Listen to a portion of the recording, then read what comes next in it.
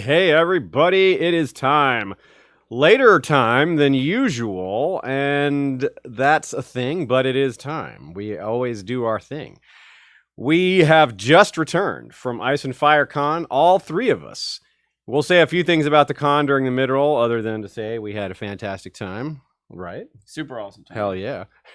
And we'll have more to say as well on Wednesday when we have Ashea and Lady Gwyn on, because they both attended as well. So we don't have any photos or images either of the con or of the episode yet, unfortunately, because when I say we just returned, less than an hour ago we got to the house. We've touched down at Hartsfield Airport maybe 2 hours ago. I think Shea did say she could get at least one photo up. There is one, yes. I should, yes, good correction there. We do have one photo for the second half. So really, normally after a long trip like this, we should be resting, but what do we say to the god of rest? Not today. Damn right, not today. By the time this an hour and 18 minutes. Yeah, by the time the stream ends, it will technically be tomorrow for us, so then we can rest. We may also have some extra cat thunder today. It's a feature of our show that sometimes cats interfere, but because they haven't seen us in a while, so we'll see what happens. Yeah, a little more likely. So I'm happy to see you all today. Thank you for waiting up if you did, and I guess a few of you probably appreciate this time more than our usual time, so that's nice, changing things up a bit in that regard. Apologies to people who couldn't make it because of the time change, though. And that's the thing, though, right? And no matter what you do, there's maybe always going to be somebody that it doesn't work for, and that's kind of a theme for this episode. The battle played out in many different locations, had plenty of different plot lines happening, but we approach battle episodes differently in general because they tend to focus on one event. And even though there were, like I said, a lot of things happening during the battle, it's all one location, all kind of rotating around the same basic scenario, which is very different than most Game of Thrones episodes that have ever been made, where there's lots of locations, lots of plotline, etc. We also recognize the episode is a bit divisive. That's kind of what I was getting at with the commentary at the beginning here. Some people are mad that other people liked it, and some people are mad that other people didn't like it. Both sides of it. So to that end, we're gonna do something for everyone. Roughly half the episode will be praise, the other half will be criticism. And when I say praise, we're gonna be pretty praiseful. When I say criticism, we're gonna hit it pretty hard. So in both cases, we're gonna be analytical. That's always our focus, and of course, there's going to be some puns and bad jokes in there too, because that's also always our focus. So we're going to start with the praise, move on to the criticism. So I encourage you to check out both angles here, because there might be some things you didn't think of. Might be some things that change your mind a little bit. Might be something that moves you more towards the center. I don't expect anyone who hated it to like it after watching this episode. And I don't expect anyone who really liked it to hate it after hearing our criticism. But I do expect people to maybe see a few things differently. And you never know. Maybe an opinion or two will change dramatically. Who knows? But if you're not ready to hear criticism of something you loved, fear not. You'll have ample warning before that phase of the episode starts. And if you didn't like it and don't want to hear us praise it, then I advise checking out of the first half and coming back for the second half. We already have a super chat. Thank you, Thomas Pappas. He says, for our dedication to the watchers and listeners. Yes, we really appreciate that. Tommy, good to see you at Ice and Fire Con as well. I had a panel with him even. Excellent. I am wearing a shirt he gave me under my sweatshirt here. I got this nice Blackwood sigil shirt. Yeah, shout out to our History of Westeros. Take it off all the way. Take it off. All right. Shout out to our History of Westeros mods. 4 of them had a panel together. So it was very cool. It was a sigils panel, and they made some shirts for the panel. And this is one of them. So you talk for a sec, because I'm going to, I'm going to be just in awe over here watching this moment. Blackwood power. One quick little thing I'll say is it's especially in line with things we pointed out in the past, is that people come to Game of Thrones for different reasons, right? Yeah. Like literally last episode, we were talking about the idea that we've observed what makes an episode big, and we especially in the past couple years since I got into Twitter or whatever, I'm a little more in tune with the pulse of the fandom out there, And whenever you get an episode with big surprise, big emotion, or big battle, there's big excitement, there's big fallout or whatever. And last week, people look for big battle, like, oh, this episode's boring, nothing happened. This week, people were looking for character development, looking for big emotion, and like, oh, it's just a bunch of nonsense. I can't even, it's too dark, So, and even within or outside of those mentalities. There are some people who are like really keyed in on a certain character or a certain plot line. Some people like really love Jaime, and they zone out. They don't care. This thing with Arya was good or bad, whatever. I don't care. Get back to Jaime, you know. So, and I know I'm that way too. I have certain characters, certain plot lines, certain expectations. I'm not as excited about battle things. Yeah, you've never been a big battle guy. That's not just a Game of Thrones thing. You're not a big battle fan, and we watch a lot of shows together, and that's been consistent with you for sure. As we started doing last week, we're going to take questions a little more methodically. But I do want to take one question that was given to us before we get into it. A typical recurring question, which is from Rebecca Androli this time. What you drinking, Sean? You know, this is maybe not as exciting as often because I've had this before, maybe even last stream. It's that pomegranate, blueberry, naked drink mixed with Dr. Pepper. Yeah. I don't have my regular big old glass. A few things out of sort. Rushing back home to do this episode, but very true. I my drink sorted out. I don't even have coffee. You know something's wrong. I didn't even have time to make coffee before we got home here. I was just this pathetic Dr. Pepper from a drive-thru. Come on. I don't even like it. It's too sweet. I have a bunch of messages that I have to keep up with. I'll be doing that this year. No, I have notes on here. I haven't checked the baseball scores. Yeah, no. Okay, yeah. So let's get into it. New thought, like as I was pouring my drink, I have this whole new train of thought to get into. Yeah. So that's a good reason to tune in on Wednesday as well, because as always, when we have more time to think things through, a few different takes emerge. Sometimes some significantly different takes, but as always, the initial reaction in these first 24 hours, there is quite a lot to say as well. So let's do that. I really like how it started. Again, we're starting with the praise, so if you don't want to hear praise, time to check out. I really like how it started. You get Sam, you start with Sam, and then it transitions to Tyrion, and they're just kind of walking around in this pre-battle, setting where people are very nervous. You can tell they're kind of stay distracted. But Sam is just, you can tell. And it's a good person to start with because he's probably the most terrified of the people who are actually going to do fighting, right? There's people in the crypts who maybe you could argue are more scared than Sam, but of the people who are going to try to fight, Sam's our kind of like guy who maybe a lot of us would most identify with if you were in a battle. There's certainly a lot of other characters in that same position. They're discombobulated, they're scattered, they're not sure what they should do, they're scared, or whatever it is. But he's the one that we know best, right? I expect those characters that were being fed by Gillian Davos last episode. Those guys probably feel kind of like Sam. Where do I go? Well, really, I'm going to fight now? This is happening, huh? You know. But he's the one that we know best. You know. Yeah, so that's good. So he's kind of like our vanguard for that sort of character. It might even be telling that Sam, even though we've seen him be brave sometimes, and seen him try to point out that he's brave, however much he really is or not, he's still scared. He's still scared here. No doubt. It plays out the way he plays out. Yeah, he is. The terror comes out for sure. So we follow them around a bit. There's a lot of preparations. I believe there's no music during this open part, which music has a way of affecting a scene emotionally in a lot of ways, as we all well know. But the lack of it can also be very, very emotional as well. And they were pretty careful with the music here as usual. It's one of the things that I pretty much it's one of the few things that you can just never complain about, in my opinion, is the music. There's something I've never been able to find a criticism for. Not that I've looked, but it's the one thing that I've never criticized even a little is the music. There are a couple times when I could see people, maybe even they probably did, when Jaime got his hand cut off and it cut to that punk music. Yeah. Someone maybe they'll make it out of flavor, out of place. But okay, yeah. But I didn't. I thought that was good. It's a good, subverting expectations. Sure. There's value to that, right? So when we have this, we have a lot of these different scenes. Like I said, people setting up. We have Grey Worm, we have Brienne, and we have Jorah, and a lot of these different things. Kind of just picking up almost exactly where the last episode left off, which is kind of nice. I like it when they are able to do that because they usually don't. And the first surprise, of course, of the episode is just Melisandre. This shows up. That was surprising. We figured she would. I mean. Maybe it shouldn't have been so surprising, but our predictions were we missed a bit on this one. We thought that surely she would come back with someone or something, and she did not. Something I want to point out, for better or worse, a lot of my predictions are like falling apart this episode. And maybe even why I or other people are upset with this episode. Like, that's not how I thought it would go. They did it wrong, you know. You're right. Expectations can really be and you're right. In an episode like this, there were also, to that same point or related point, episodes that get built up this much. I mean, the pressure, the like build up, the oh my God, what's gonna happen?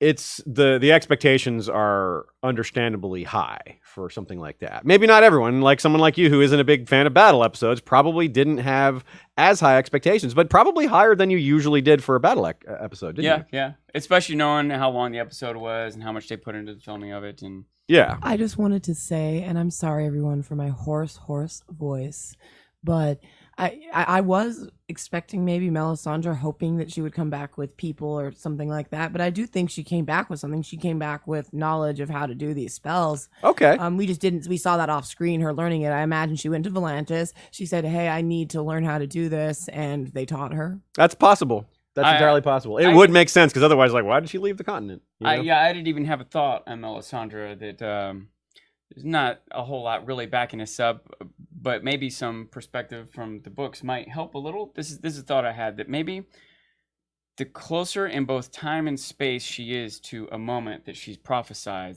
the more accurate it is. Yeah. Does that make sense? Yeah. If she's like seeing something in the flames that's supposed to happen like next week, she'll be pretty accurate with it, right? Yeah. And if she's seeing something in the flames that's supposed to happen like 3 miles from where she is, maybe she'll be accurate with it. But she might have seen these visions with Stannis on another continent 10 years ago. And so it's kind of vague and hazy, but it was so big and so important she took action. But as she gets closer to the time and place, she starts to, now keep in mind, when she already has it in her mind, it's Stannis, right? She might misinterpret it because she's already on his path. But once she realizes that path is wrong, just what I'm building up to is I wonder if she had to go back, if she has some, I'm going to say this, source of power, source of strength of Lance. She had to like recharge her battery. She had to go back to her home temple. Need to get mana potion. Recalibrate. Yeah, you know what I mean? So like, anyway, that's not vision. It's not important. The point is there are reasonable explanations. We don't know what they are, but Ashay has given us a good example of one that totally fits, and there's related ones that do as well. And we get our first pretty epic moment of many epic moments here. Super cool. You kind of know what's going to happen. That's something that you know is awesome when you fully see it coming. Like, you don't see it coming like right away, but as soon as she's like tell them to lift their swords, you know exactly what's going to happen. You know she's lighting all of them on fire, and you're like, whoa, that's cool. And then when it actually happens, it's even cooler. And it's even cooler when you're in a room full of 60 or 80 people who literally stand up and cheer. Whoa! Like, we went crazy. Yeah, that was so fun. Yeah, just like, holy crap. And then, you know, it's cool because it gives them some morale. Maybe it gives them, you can see even Ed's like, most people just kind of look at it and are like, okay. But Ed actually smiles a little. He's like, all right, now we're talking, you know. So, by the way, a little defense of a thing that's being attacked a lot. It's hard to get that moment unless it's dark. Good point. Yeah, Melisandre's showing up, that single torch in the darkness. Like, several moments you get these really good visuals that you can't do if it's not dark, you know. Thanks to Melisandre and the dragons and the fire pit and all the things that made this episode easier to see. Shout out, you're the real MVPs, the light sources. Okay, so that was really cool. Then we move on to Dany and Jon. We get to see where they're at and a couple other quick moments, and then they charge. And we'll discuss the sense or lack of sense of this charge later, but as a spectacle, it was so cool. It was really amazing to see all those lights because you see them go, and then the sense, you see them start to flicker out, like the emotion behind that was really powerful. Like I said, forget any kind of logic, just the emotion behind that was like, wow. The lights are all going out, and it's just, all that morale they just gained just went right back down. In fact, it may have gone back lower than it had been, because they just lost a huge portion of their troops. And maybe Ghost, which people were worried about, which we later learned he probably didn't die. But that's for later. I did call it, by the way. As soon as we like sat down from cheering those blades being lit up, I sat down and I turned to Rita of the Copper Mane next to me and said, they're going to be extinguished. It's going to be dreadful. It's true. And you're right. It was a good call. And the symbology here was off the charts with a bunch of half-moon flaming swords and then these moon comet meteor things flying over them as they're charging. That was another just amazing spectacle that just added to it. That was just so cool. But then it became very sad.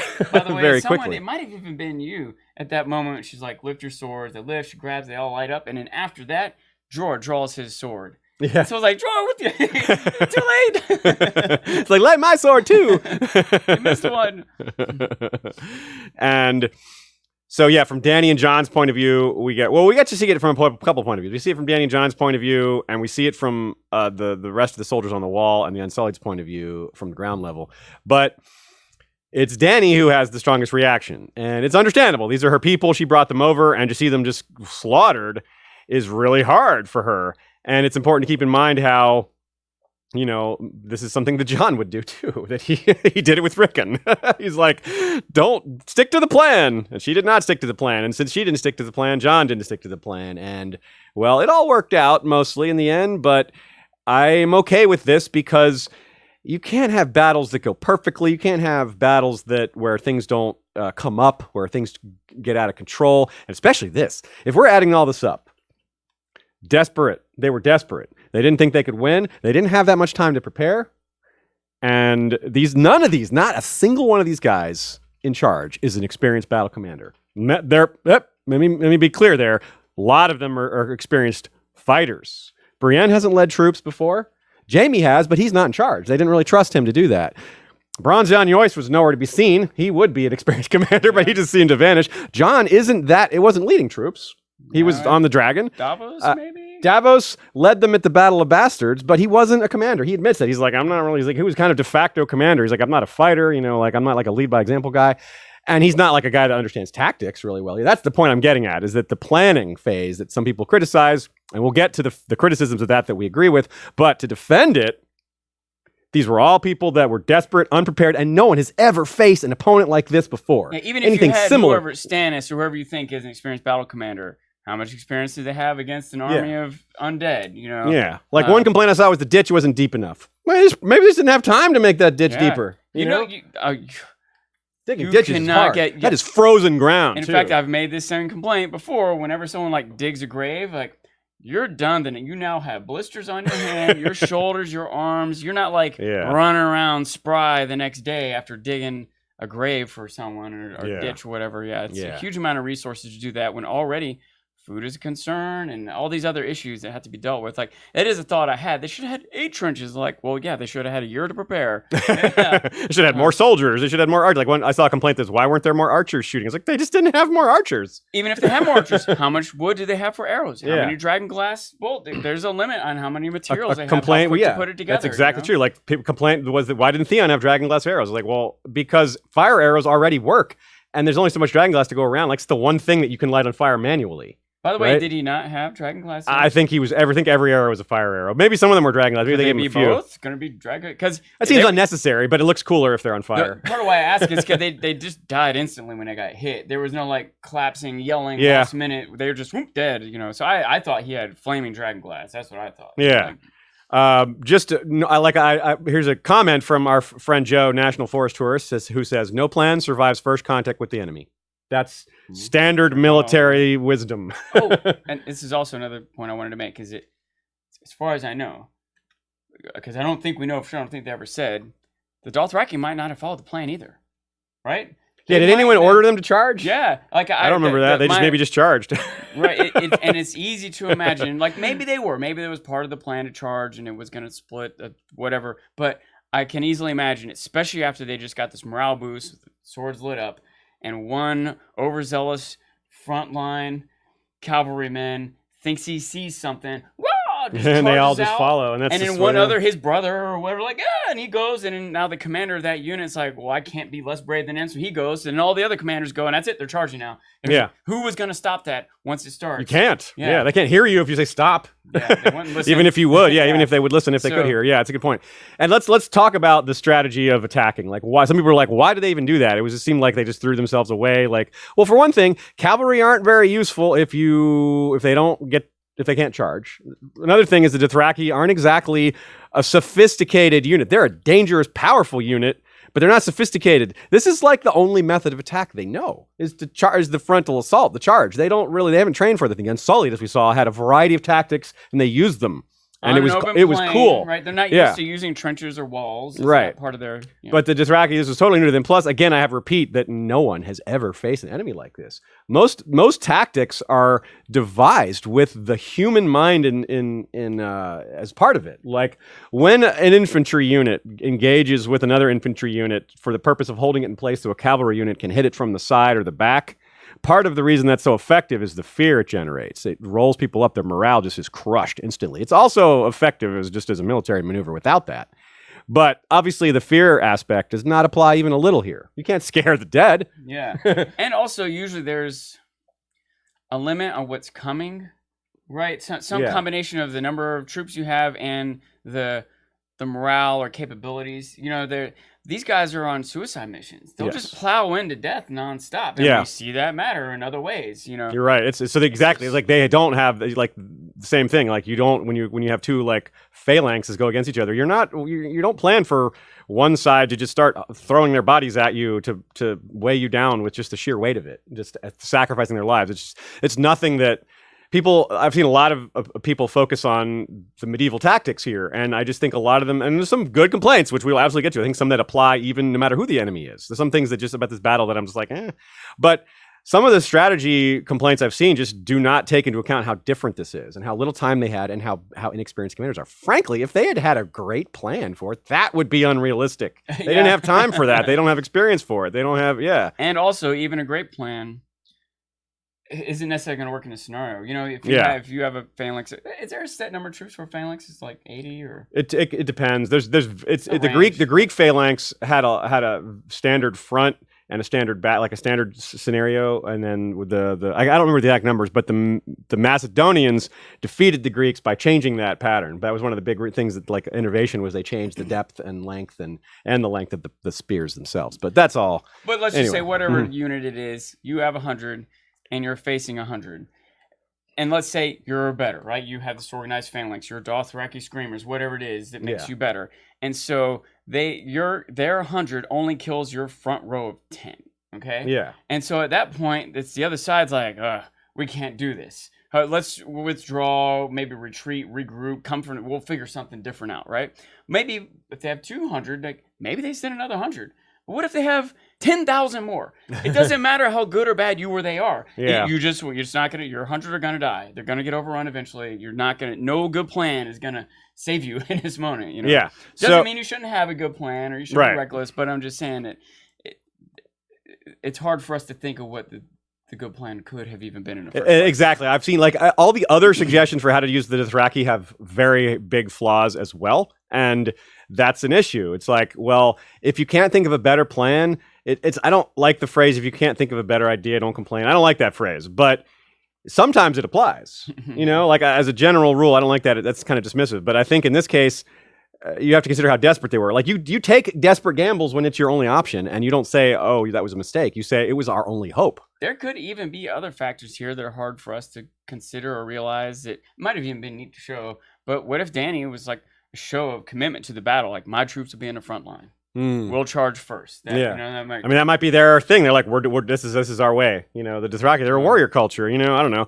And then also think about it this way: if the Whites get up to a charge, then they're the ones inflicting all this momentum with their speed. If you can kind of break their charge by hitting them even harder, break up the momentum. It's rough to call it a formation, but it's a mass of dead bodies. But if you can disperse the mass a little bit, it hits. It's a lot less effective. So not as many hit your front line all at once, or with less velocity. Less densely. Because that was a huge thing. Like you said, the density. One thing a recurring theme was that our frontline guys would get swamped and overwhelmed, and it almost looked like they were going to die, and it almost looked hopeless in some spots. But then you have like Daenerys fly by behind them and knock out a whole bunch of the ones behind, which breaks up that density, and the press lightens significantly. Instead of like 50 Whites pushing, all of a sudden it's like 5, and they can push back against that. You could just kind of imagine how they could push back against that. Front wave of just make up a number, like 100 versus your 100. That front wave that like comes across. That maybe because you're better trained soldiers, you might be able to beat them. But there's 100 more right behind, and you can't do both. But Dany killed 100 right behind, so now they can deal with this 100 for a moment. You know. Yeah. So let's talk about, so that's a good talk about the Dothraki. Actually, one last thing. Some people thought they should have been used on the outside, been held back to kind of charge around the side. But I don't know if that would have even worked because the Army of the Dead was just so massive. And then been around the side also. And then I don't know if that would have been really helped because again, that side thing is just part of that is to inspire fear and to break their formation. But they again don't have a formation, and you can't really inspire fear. So it still would have been, there's still some argument for it, but it's certainly not a slam dunk. Oh, that would have definitely been better. That's speculation. We don't know that. And we've been talking for a long time without addressing any kind of emotion. With the characters and the stuff. And I think a lot of people, including us, do want to talk about these details of battle strategy, but it's something that helps remind me particularly, that I don't care as much about the battle strategy. I want to know, what does this mean? What does this mean to the characters? What does this symbolize? I want to see some performances and some character development from this battle. So I'll just deal with whatever battle strategy they had and go from there, So let's move on. Let's talk about the Unsullied. They're the next major unit. They were awesome.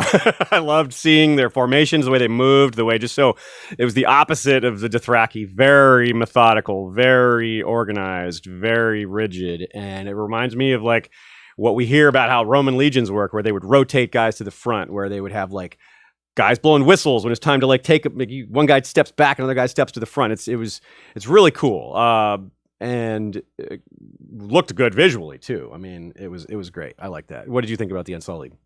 Similar. A complaint I often have about the Unsullied and many military units is that discipline is awesome and is really effective in combat, and it takes you a lot of training to get there. But I feel like they're just like that all the time. Every time they're ever on it, no one's ever taken a smoke break. Everyone just stands at attention 12 hours a day. Like if they're on a boat, doesn't matter. But it's paying off here. So let's see. Next up, so the Unsullied. I guess there's less to say about them. Their strategy wasn't as divisive. The only one complaint I saw was that they. It was weird that they lined up in front of the barricades instead of behind the barricades, which. That's not really a major criticism. We don't have to discuss that criticism. I disagree with that. I don't really understand why they were in front of them rather than behind them. One thing I could say is that maybe because they didn't have time to make enough barricades, and if you don't have enough barricades, then you can't. You need more barricades if you're going to push them out farther. You need a lot more. The farther your ring is, the more of them you need. So, looks like we got a super chat from someone saying that you need to speak more into your mic. We're still adjusting to that new mic setup, folks. Thank you for the reminder. We appreciate it. It's not feel free to comment on such things. Sean, you can also maybe just move it a little bit closer. Okay.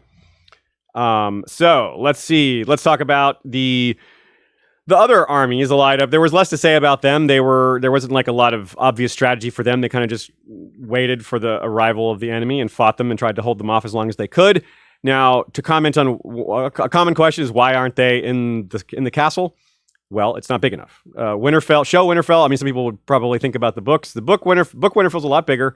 We'll talk about that more on Wednesday. But Show Winterfell's not big enough for all those armies, and the Dothraki definitely couldn't have fit in there. So I don't know. They didn't really have another thing where they just didn't have a great option. You can easily criticize that choice, but if you look at the alternative, it actually seems worse. And they had a plan to all move inside after, if it was necessary. And they expected that it probably would be necessary. And yes, it certainly was. So a couple other things. Let's talk about what will be next. The next step in the battle, I suppose we had after the fall of the Dothraki. It's not long before the army arrives, and Dany has already taken off by then. And we see Dany and Jon kind of approach the position of where the enemy is. We get a bit of a surprise because we saw at the end of last episode the White Walkers were arrayed out in front, and it's possible they were a big part of taking out the Dothraki, but they were not part of the initial chart. In fact, they were not part of anything really. They did nothing. Nothing we saw. Again, it's possible they did something, but that was not so satisfying. What comments on Dany and Jon dragon stuff? Was it confusing? We're talking about that later. What did you like about the Dany and Jon dragon stuff? I will say that I think it was confusing, but I think that's okay. It was confusing. I think oftentimes in this episode, they're putting us in the shoes of the people going through it. They were confused. It was dark. It was weird. It's not like Jon is not experienced riding dragons at all, period, right? Dany, let's say that she is, however experienced she is, she's never gone up against some other flying foe. She's never flown through a snowstorm. She's probably not done much night flying. And you could go on and on with all the reasons why she's not doing everything perfect. Oh, go figure, and even someone who was an expert at all this still probably isn't going to do everything perfect. And so I thought that, negatives aside, it was impressive. It was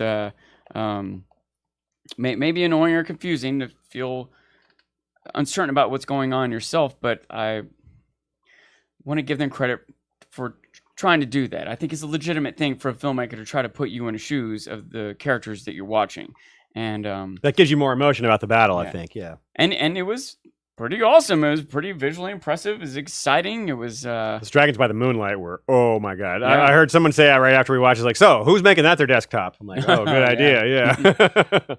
So it was inspiring. It's like this imagery that would have been like my D&D book when I was a kid. It's now like an action scene on screen. It's just super awesome, Yeah, the diving back through the clouds was fantastic. The way the dragons actually fought was really cool too. I was really wondering how they're gonna do that. Well, they're just like snapping. You can really see the dinosaur / bird-like reptilian characteristics they have, and the way they were biting at each other, and the desperation of trying to hang on, which probably shouldn't have been that easy, but it's consistent at least, except for the Night King who fell, but he was probably less worried about falling because, it didn't hurt him. Yeah. Danny or John would die if they fell from that height, but he's like, I can handle it. And he really kind of did need to do what he did is basically just distract them. He just needed to distract them, right? Think about the idea of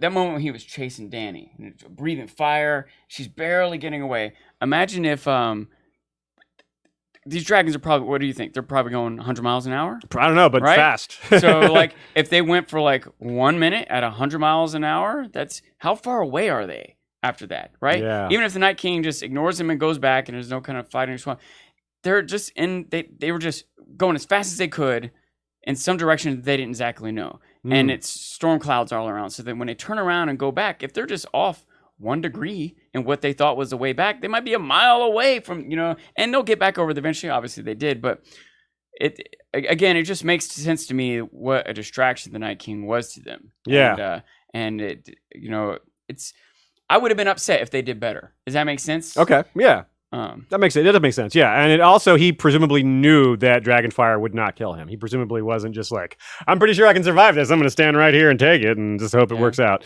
So that was probably part of his, his thinking in general.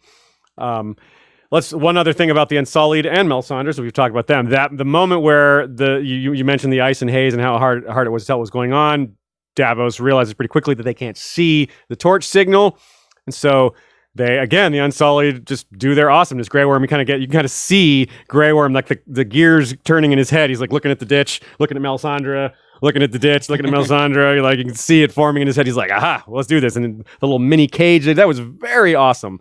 The tension was legitimate. The reflection of the fire in her eyes, the tension in her voice, the rising panic as she's just, come on, Spell. Come on, R'hllor. Do this. Fire. It's what you love. You love fire. Give us fire, man. Come on. That was legit. I believed that it might not happen. Me too. Part of me almost wanted it to. I couldn't decide. I couldn't decide what I wanted to happen there. And then before you have time, it's done.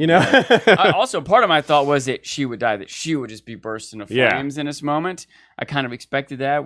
I think everyone's kind of expecting her to die in a minute. So more on her too. I mean, I think if we jump all the way to her ending, the theory that I've heard people talking about that I like is that it took a lot of the way that she drained life from Stannis to do the shadow babies and things like that this kind of power that we have not seen her use before.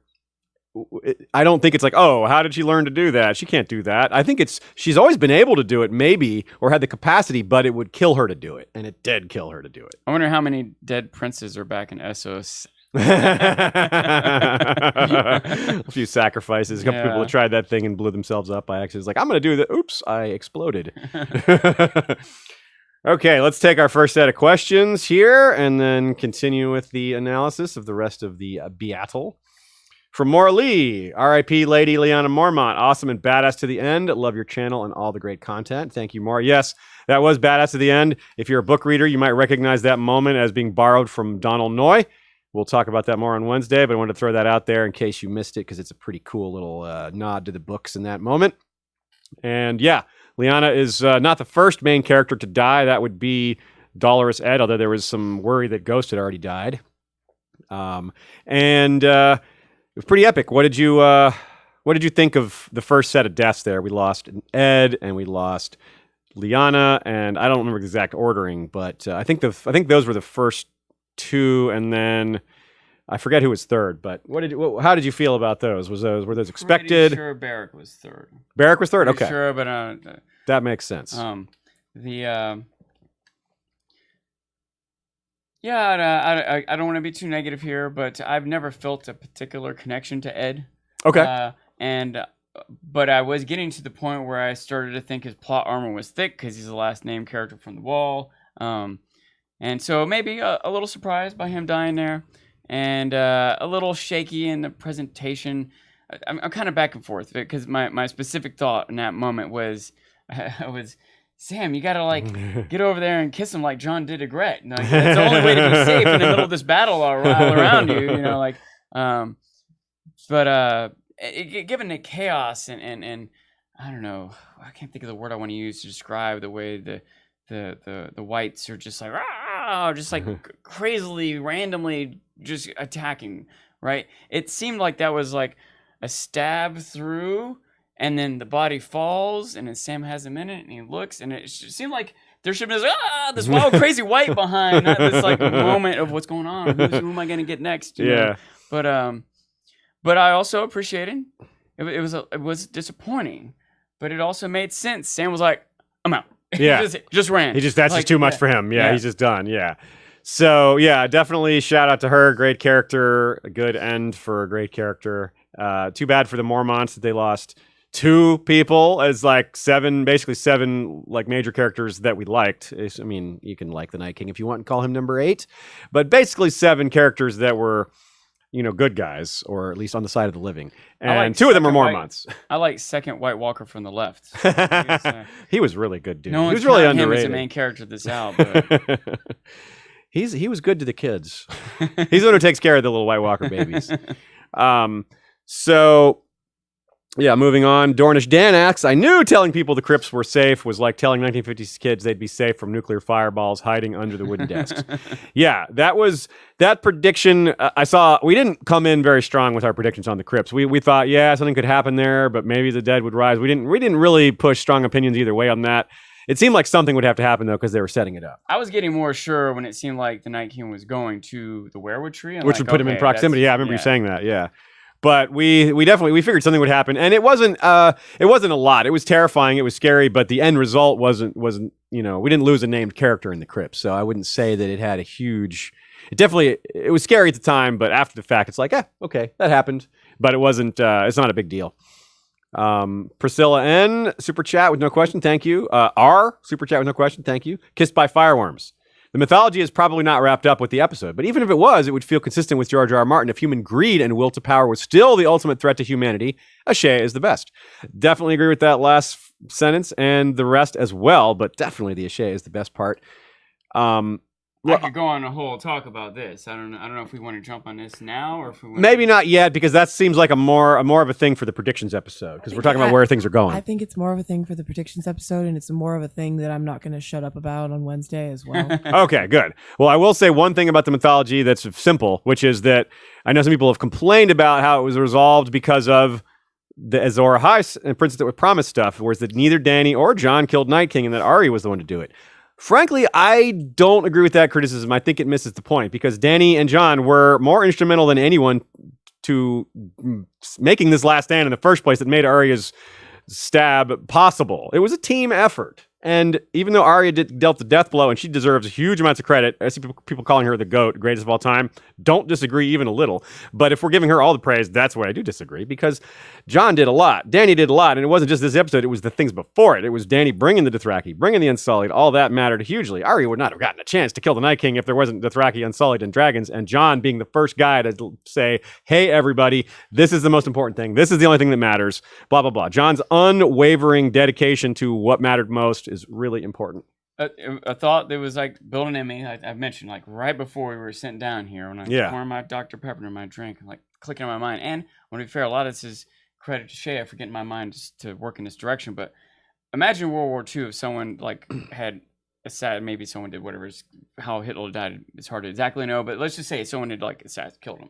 Some soldier shot him, killed him. Like, that soldier won World War II. Yeah, that would be silly. Yeah. Even if he was like an amazing shot that was like, holy crap, how did he make that kill? Even if he was the best trained sniper in the army, and they decided he's the one to do it and put him in position, he killed 40 people on the way, he's still not the one who won World War II. Yeah. You cannot say that one person did it. You're totally right. That's a good way to put it. So I think that's important. That this whole thing was humanity versus the living. It's not going to be one champion.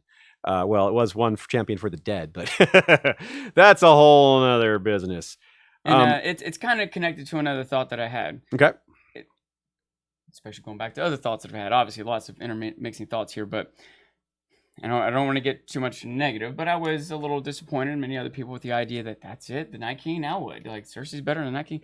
But when World War II was over, we were like, there, now humanity's fine. Like, was it anticlimactic for World War II to be won, and that's the end of everything? And especially if you consider the Night King might represent something like, evilness in general, or maybe climate change or something like that. Yeah. And when we defeat that, let's say that we all come together and be quiet. defeat climate change, we still have other things to deal with, right? There's still going to be like shitty politicians and on and on and on. There's still going to be Cerseis in the world, So. Absolutely. Okay. Super chat from Zombie Caviar. That's a good question. Never seen Jon command Rhaegal to fire or even ask about it. Yeah, they skipped all over a lot of that stuff. It's just, I don't mind that too much because it would be tedious to go through that. Again, it's something they could solve with a few lines of dialogue, and it's annoying that they don't bother with those few lines of dialogue. But it's a small thing. But it's worth pointing out. From Stephanie, been looking forward to this live stream. Thanks as always for doing these. Please share your Ghost and Dragons thoughts from this episode. Well, we did talk about dragons quite a bit already. We'll have some more to say about that as well. Let's do that now. I thought Jon's little fight with Viserion in the courtyard there, where Viserion's just either unintentionally or intentionally trying to stop Jon from getting to the Godswood. Can't tell if that was an accident or just a plan. I'm not really sure. Doesn't really matter. I just thought it was cool. I like seeing the blue fire. And it's book canon that the dragons have colored fire, so that's actually book accurate. And his fear and his rage and just trying to get through, and just the effects of the dragon's pierced neck, the blue spouting out of the side, was just really cool. I agree. I totally agree. I wish we had gotten more Ghost. I mean, he was in there, but all we got was his charge, and then we don't see him kill anything. Or I saw some people complain that Jon wasn't even doing anything. He's literally charging into a dragon. And sometimes he tried to charge Night King. Yeah, sometimes he's smart enough to get behind a wall when the dragon breathes fire, and then gets out from behind a wall and tries to run closer. He was pinned down. To me, he was trying to get to the Nightswood. The Godswood, yeah. The Godswood. He's trying to get to Bran. He feels like that's the problem. That's the issue. We've got to protect Bran. And he's just pinned down. It just happens to be a dragon. And he's not running away or cowering like Sandor. I wanted to love Sandor, but he was just literally cowering away from all this. Just gave up, Jon's literally charging into it. So. Okay. Question from Brian Evander. How do you think things went down with Mel and the Hound holding off the Whites after Arya left? Was that Mel using the last of her power, or was she just there to witness as Clegane took them out? Well, that's a great question, too, because it leads us to some other things I wanted to talk about. We'll focus on this for the moment and then move on to these other related topics. I think, I think the Hound probably held them off. It was a doorway, so he wouldn't have to fight a whole bunch at once. He could just maybe kind of, narrow one-on-one fight and keep them back. Because... And frankly, everyone was in that spot. When Arya killed Night King, if you were really on top of your game and really thinking about what was happening, you could realize that Arya was going to kill Night King. Not Arya necessarily, but someone was going to kill Night King. Because at a certain point, everyone was in mortal straits, and there was no way for everyone to be rescued except that. That's the only way that I could think of, even after the fact, that they could have all been saved, is that someone stopped them all at once, which the only way to do that is to kill Night King. I think there was a point, and that point was that moment when Arya took off running. Like, Yes. I feel like at the end of it, when I started reflecting through it, It was kind of obvious in retrospect, wasn't it? and I watched the second time. And blue eyes. Yeah. It's especially because the specific thing that I was going through, because it was hard to keep what was going on. Yes. There's so much going on. A lot of it was dark. A lot of it was confusing. Multiple times it seemed like they cut away from my characters as being overran. I'm like, oh my God, I guess Brienne's dead. Yeah, and then they cut back and like, oh, she's still going. Okay. And then I started to scroll through in my mind trying to count for who's dead and who's not. But every time I started to go through that scroll, like someone else would die or a news sequence would happen. It's hard to keep up with everything happening in the episode and scroll through all the characters in your mind, right? Yeah. But if I had been able to, I would have realized they showed us, they went through all the characters except Arya. They showed us Brienne, they showed us Jaime, Everyone, they showed us Jon, they showed us Dany. They went through all of them except Arya. Every single person was in mortal danger except Arya, who had like a free reign. Well, we just hadn't seen her since that moment she ran off. They went back to all the other characters multiple times since that moment, but just they never went back to her. She's like the one that wasn't accounted for as being getting overrun. Yeah, so it made sense. Yeah, and it was foreshadowed quite well. We talked about the foreshadowing before. We setups beforehand. It's definitely the thing we most nailed was that Arya would kill Night King, and by most nailed, I mean we've been saying it for. It's the thing that we predicted first out of all the things that we got right. Was we've been saying this since Bran gave her the dagger, if not before. Yeah, I want to be careful not to take too much credit for your we statement because I was leaning toward Night King doesn't actually get killed. That's what yeah, you're right. Yeah. You were. Well, while we're on that topic, we could talk about a few other things we predicted, and then I want to get to the other things that Brian of Andrew's question raised. Also, I want to say shout out to Brian E, who is an incredibly talented person and who we saw at Ice and FireCon. Right on. Shout out to you, Brian. Thanks, buddy. Thanks. Glad to see you. What was I going to say? So other predictions. Yeah, we made some theories. Certainly, I liked the two front theory as an idea. I more liked it as a book idea. We talked about that on Wednesday a bit. But our original prediction was to keep it simple. We did say that. Well, I don't remember how much you agreed with this. I thought you kind of liked the idea, if I recall. You can correct me if I'm wrong. But I definitely put out the idea that I think they're headed towards Night King dying before Cersei, and I think they're not going to be as many people that we think are going to die.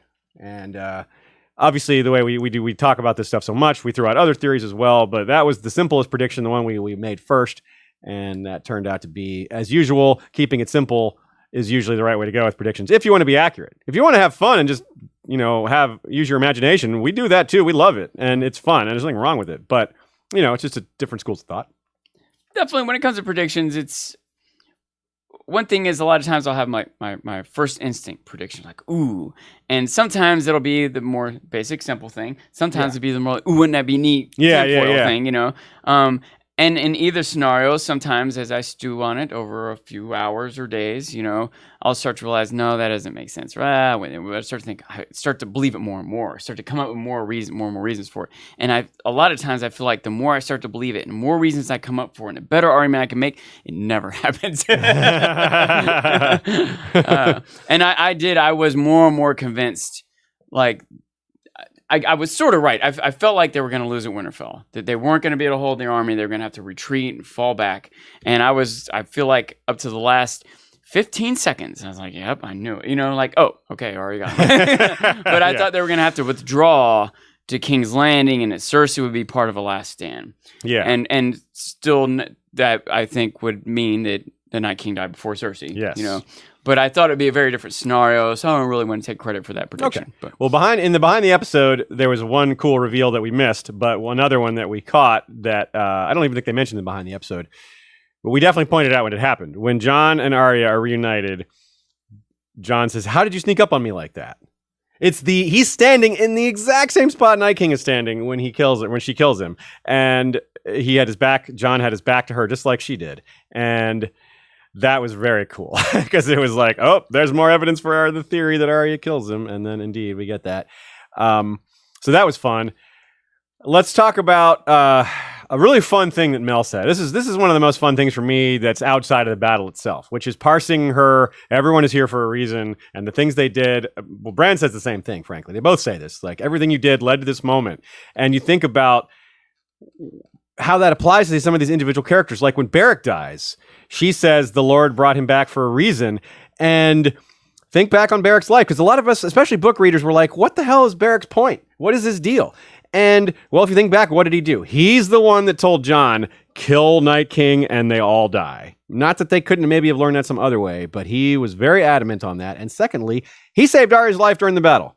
She was overrun by whites on the ground screaming, and he threw his flaming sword to break up the top white and allow them Sandor a chance to run over there and save her. And then he died right after. So that was, you could say that was his purpose, like, I guess. And then Theon, I mean, damn, poor Theon. If Arya gets there 2 minutes earlier, Theon can live. But, oh well, it didn't happen. But maybe that's Theon's purpose, just to buy 3 minutes more for Arya. I mean, it's kind of meta if that's really what it comes down to. I don't know if their predictions can be that fine-tuned that he can see down to this 3 minute phase. Like, I'm going to need 3 more minutes. I can see, I'm looking ahead to the final battle, and let me just tweak this so I get... So they could have just give me some pulled thoughts. Bran's chair to the other side of the Godswood and it'd saved Theon's life.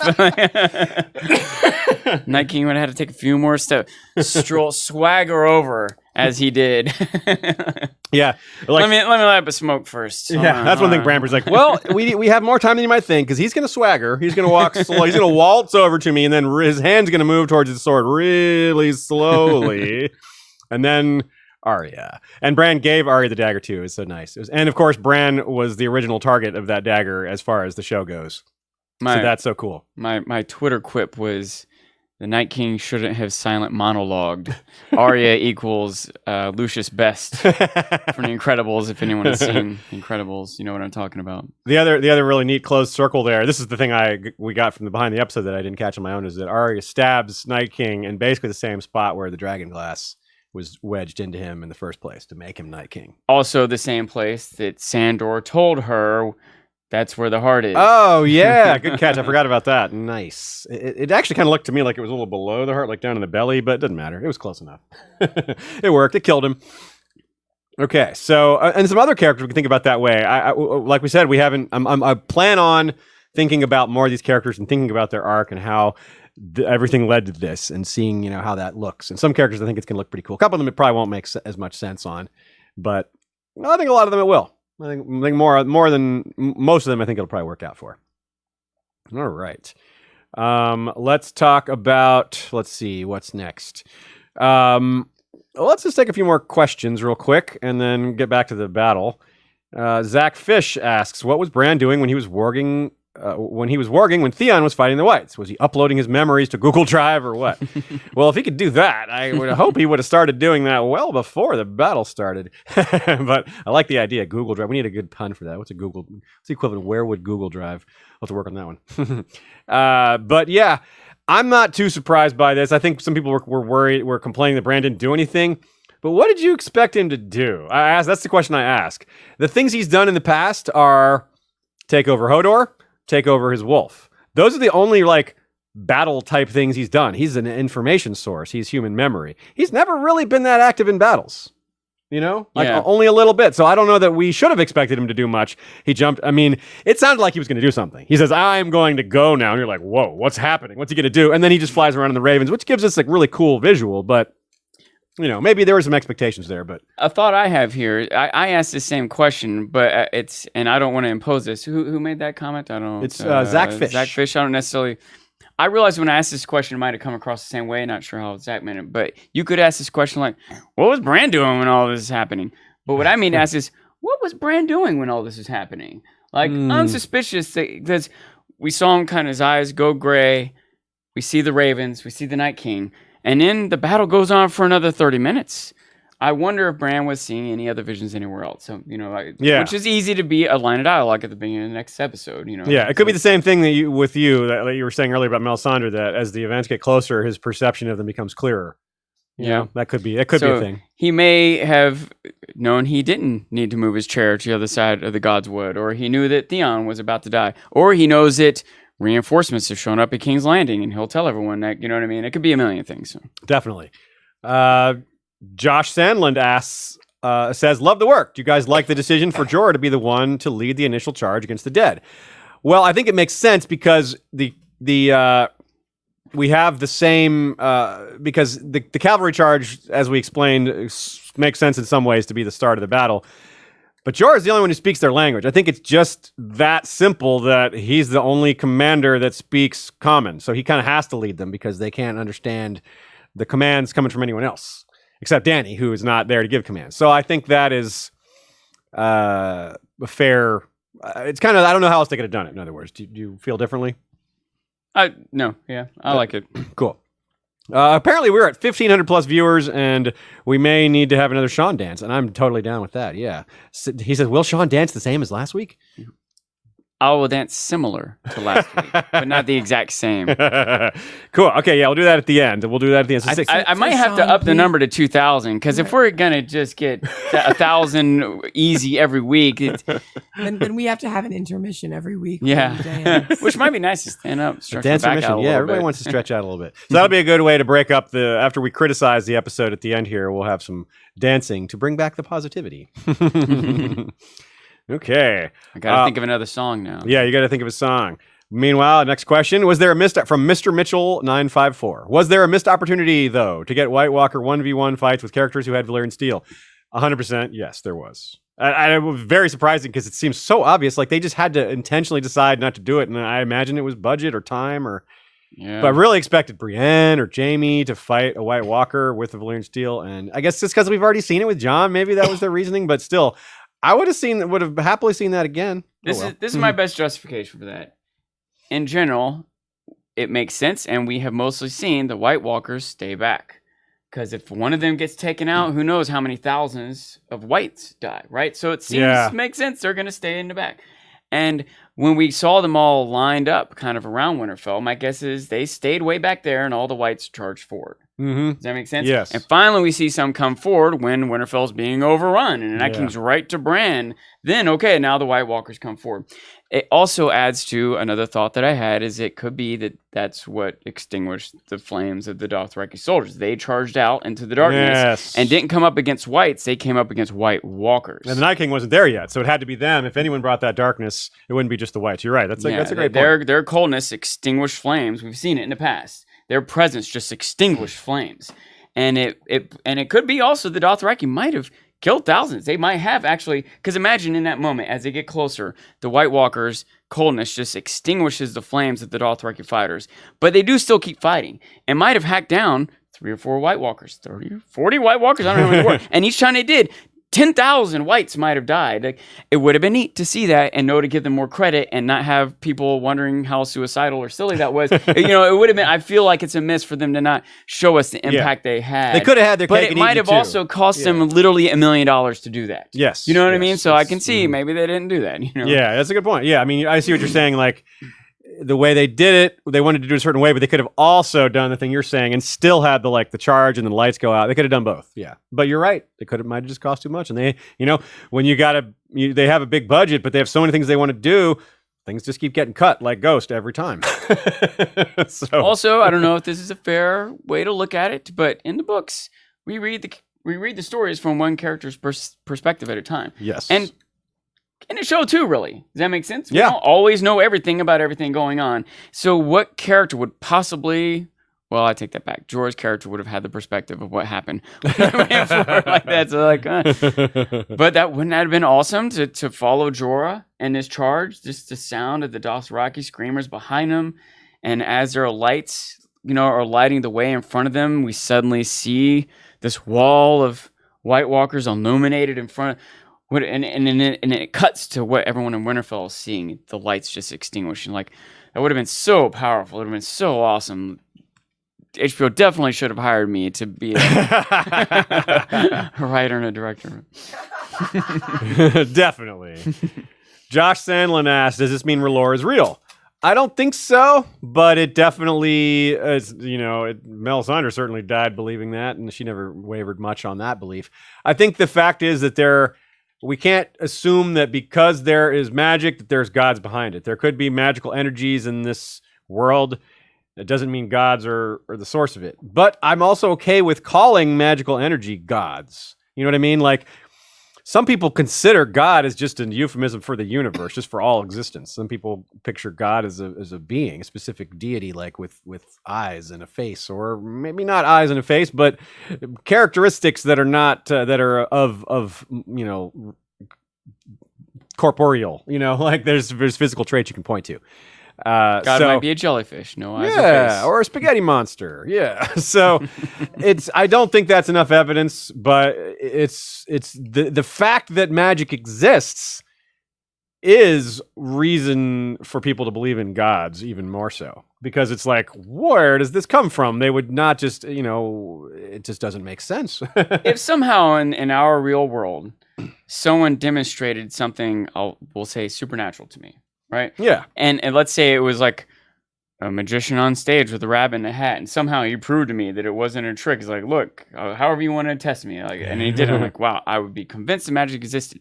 At that moment, I might start to wonder about God. Right? Yeah. And if some priest showed me some miracle in a religious context, then somehow proved and I believed it was real, I might start to wonder if magicians really have some trick. And like I would have to question other elements of reality. That is exactly what happens with Book Stannis. He hates the gods because they died. His parents died in front of them. In front of he watched them drown basically, and he's like, I refuse to worship the Seven anymore because any gods who would do that don't deserve my worship. So it was in full denial. It was like they don't deserve me, but it was sort of like. But he tells Davos later, he's like, she has real power. That's his bottom line. Is like, I don't know about gods, I don't know about that, but she has real power, and maybe that comes from her god, maybe it doesn't. I don't care. It doesn't matter. That's real power. Yeah, just because a power is real, just because a god is real, doesn't mean they're right or good. That's worth noting. That too, yeah. That's a very good point. From Vanessa Lay, thank you for going live right after getting home. Does the Night King and Bran have the ability to see the future? The Night King was pretty smug. He smiled. I think that they have limited ability to see the future. They certainly don't have perfect ability to see the future because you can't even write a story around that.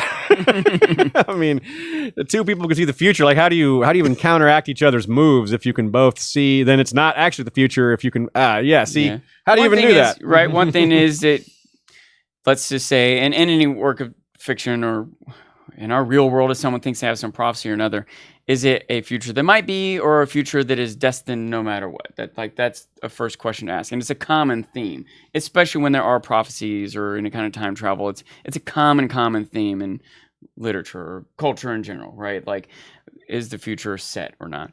And then even if it is, they might not be good at seeing it or interpreting it very well. Bran seems to have had many visions of the past. And it seems like he's had at least some of the present elsewhere. But he's only had one, maybe two of the future. And that seems true of most other characters with any sort of... Well, no, I take that back because Melisandre seems to have many futures of the vision. Melisandre does. Yes. And Jojen too, right? But Bran doesn't seem to be on par with those. So he seems to have some different type of ability. Some of it, but... certainly doesn't just know it all, Right. Yeah, I agree. And so he almost certainly isn't having visions of the future right there in that moment. Well, maybe Bran is because he's sitting there trying to focus. Maybe. But Night King, I don't even know about that. But Night King is in battle. I kind of doubt he's... And certainly, if he could see the future, he probably wouldn't have been killed there. So that's a good point by Vanessa. She kind of gets... It's kind of the same. We kind of arrive at the same conclusion. It's kind of hard to imagine him seeing the future if he didn't see his own death. But at the same time, visions of the future could be a part of his past in some way. He could have seen visions of the future that just not on command. I think that's basically what you're saying. Okay, let's see here. Let's talk about a few of the other character deaths. Yeah, we talked about Theon briefly, but about the logistics there. But about his final moments and talking to Bran. What did you think about that? What Bran kind of absolving him there, was that maybe Bran? It wasn't. You can't say he was predicting the future necessarily, that he knew Theon was going to die. That's just common sense. Like, hey, we're all surrounded here. Like, that's the boldest prediction is Melisandre predicting Joffrey's going to die. Like, we really went on a limb on that one. So what did you think of his final moments and just Theon's?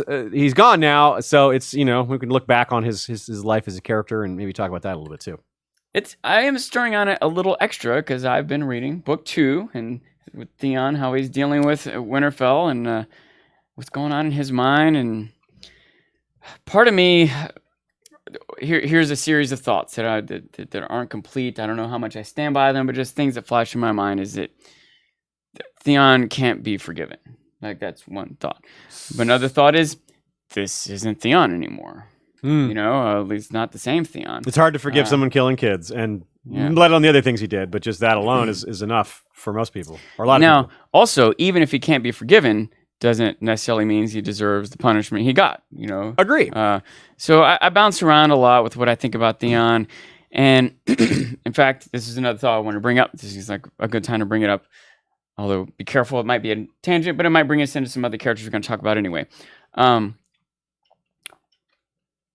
Theon, think about the things that Theon's done, and should he be forgiven? Bran seems to be like forgiving. His redemption arc is done. Yeah. Right. What about Melisandre, who burned Shireen? Like, think about that. What Theon's done, and what about which Melisandre's done? Is Melisandre redeemed? Does anyone out there feel okay with her now? I mean, I don't know. I do. Yeah, I do too. I Because used to really dislike Melisandre a lot, and people would always tell me that I should cosplay her, and I thought I would never, ever, ever, ever cosplay as Melisandre. And now I've really turned around on her because it shows that she was actually in it and all. Yeah. Yeah. To be clear, I do, if you will. I am a Melisandre supporter. I guess. Let me throw a fork in the road here, just as an example. If you wouldn't have forgiven Melisandre initially, or wouldn't have forgiven Theon initially, let's say that was never your call. It wasn't our call. So because it wasn't our call, the fact that somebody else made the decision to forgive him, that doesn't erase the redemption. The fact that we don't think they should have gotten the chance. Well, they did get the chance, and they did a good job with it. Both Theon and Melisandre got a chance at redemption, and they did as well as they could have done, I think. So let me tell you, when I started thinking about this, I was like, who hasn't killed a kid? Jon, Sandor, Arya. They've all killed kids. There's so many characters that have killed kids, and and every time it's this pretty awful thing. Some of them are maybe more understandable or justifiable than others, but like Jaime, do people just not accept Jaime? Jaime, there's a million characters like that. Yeah, Jaime tried to kill a kid, and and then he killed some more. Like he tried to kill Bran. He did. Yeah.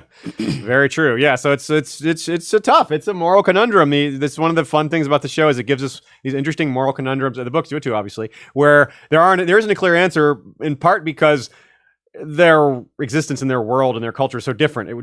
We can't use modern values, but we still have modern reactions because that's who we are. And then we have to try to think about it as like, well, if in that setting, it's okay. Because blah, blah, blah. It's never okay to kill kids, but it's, if you give him a chance of redemption, he does a good job with it, like Jaime did as well, then, what do you do? It's not black and white. It never is, and that's a great central theme of Game of Thrones, A Song of Ice and Fire, these gray areas. Let's see here. I'll talk about what happened in the crypts a little bit. There wasn't a lot, but there was some interesting dialogue. Tyrion talking about how if he was out there, he could make a difference. And I thought that was an interesting conversation. What did you think about that? Do you think Tyrion could have made a difference, or do you think Sansa was right? And we'll move on to Sansa's entire, crypt attitude in general afterwards. I'm a little torn. I think that part of me agrees with Tyrion's mentality that he might just see something other people aren't seeing. He might come at it from a different angle or have some piece of knowledge they don't have. And in fact, that's another thing we were kind of predicting, is that they'd be down there looking at books, learning something. It was going to turn the tide. That didn't seem to happen. He didn't really seem to get the ability to make any effect. But all that said, if it wasn't the immediate next scene, it was very soon after that scene. They cut above when it's just chaos and violence all around. There's no opportunity for someone to be like, scouting out for some secret weapon. The walls are being overcome. You know what I mean? Tyrion was not going to make a difference there. He may have earlier. Yes. If he had been out there all along, he may have realized what needed to be done to start the fire or to move the troops to the west side or something like that. Yeah. But someone with his natural intelligence might, who wasn't under less direct pressure might be able to shout out some useful orders. Like there's a couple of things we're starting to move into where we're going to start doing more criticizing. And like, for example, when the firewall went up, the dead were standing there for a while before Night King did his very cool like ant bridge where they just lay down on top of the flame, which was really cool and terrifying. But before that, there's quite a few minutes while they're just standing there.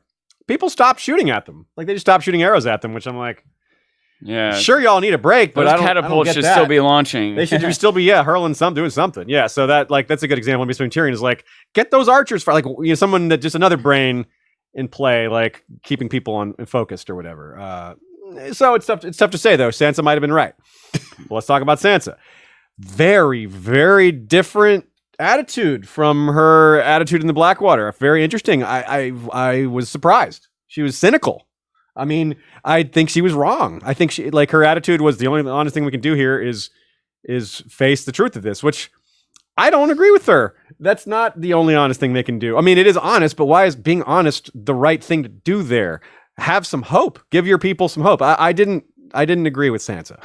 I almost don't want to talk about this section until we get to the complaining. I think we can start complaining. So, well, okay. Well, we can complain about Sansa. Then we'll move on and we'll make get to the sure, real complaints. But this is you're at an hour and 10 minutes. So okay, so it is almost about pretty, time. You're Yeah. pretty safe. So here, let me jump in. Well, here's what we'll do. We'll start with you do this. You can weigh in on Sansa. We'll take the rest of these questions, which some of them are sort of criticize-ish.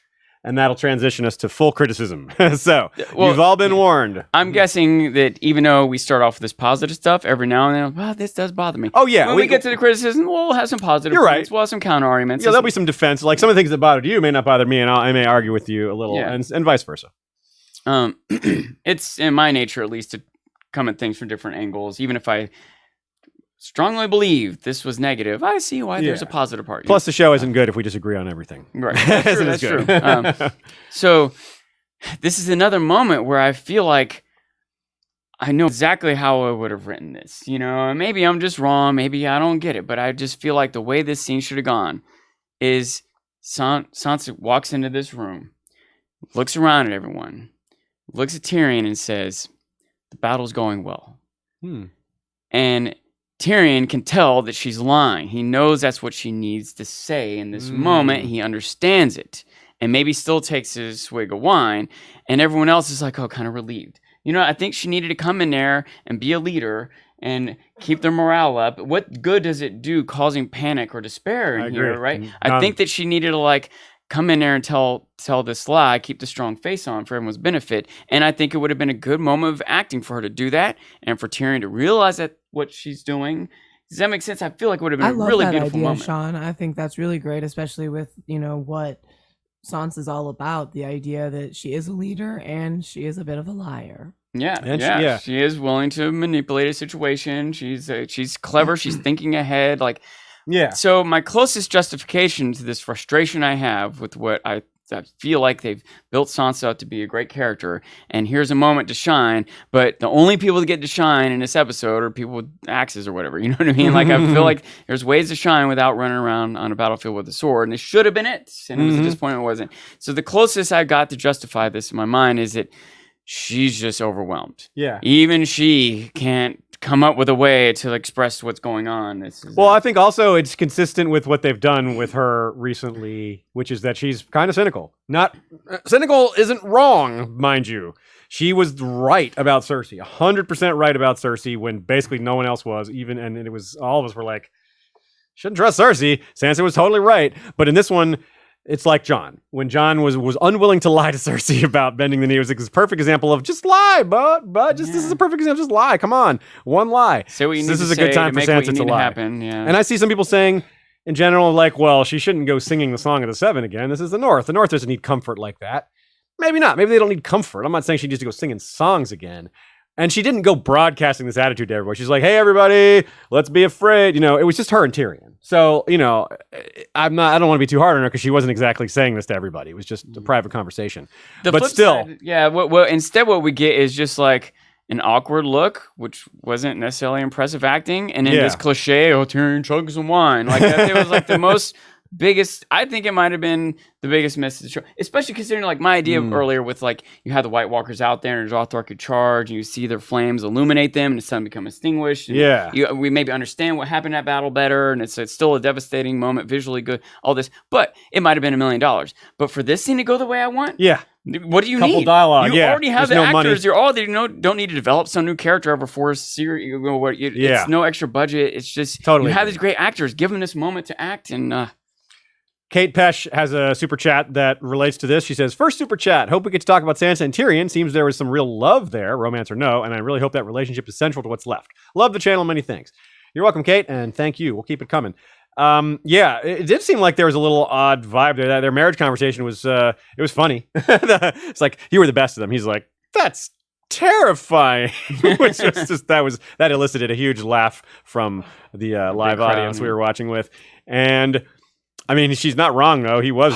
It's a very low bar to clear, but still, he's way better than Ramsay. And I don't think it's ridiculous or preposterous to see some kind of romance there. But I don't see it. I don't see it. I don't think that's where they're going. Yeah, I I don't hope really they think it don't go makes that way. sense. I hope it's a mutual respect thing. Right. They work together I do think because that they could have enough, a strong enough of a relationship, bond, friendship, whatever it is, to maybe flirt with each other. Like I could see them like flirting, bantering. Maybe flirt's not quite the word. I could see them banter with each other, and I definitely feel like they have a bond. They've been through a lot of the same stuff. You know what I mean? Yeah. They've been in like these leadership positions where their power's questioned, and they've had to deal with Cersei, and they think they do have a lot in common. Yeah, I agree. And I liked Missandei's line there. It's like, because Sansa says, it would never work out between us, and people are expecting like a variety of possible reasons why it might not work out between y'all. But she says, the Dragon Queen, like, oh, that's the reason? Sure, okay, that's a valid reason. That's one of those things that, like, you know, if you ever, like, tried to, like, talk to somebody, like, at a bar, like, you kind of want to flirt with them, and they just, like, oh, I can't talk right now because I'm having a drink, you know? It's like, wait, that's the perfect time to have a talk. So it's like one of those excuses that isn't really an excuse, but it's being polite. The real reason is, no, actually, I think you're ugly. I don't want to talk to you, you know? But that's really rude. And so maybe Sansa was just like, oh, it wouldn't work out because, the Dragon Queen. Yeah, that's why. But I didn't actually read it that way, but upon reflection, I was like, that would be funny if that's really what she was saying there. Sansa might not know it, but another good reason is that Tyrion's 2-0 with dead loves. Yeah, maybe he's cursed, perhaps. Big E says, I can see Dany talking to Arya. You saved us from death. Is there anything I can grant you? And Arya asks for Gendry's legitimization. That's a great theory. I hadn't thought of that. Yes, I think there's a really good chance for that. And the way the show has left things, Storm's End hasn't had a ruler for, I don't know, since Stannis.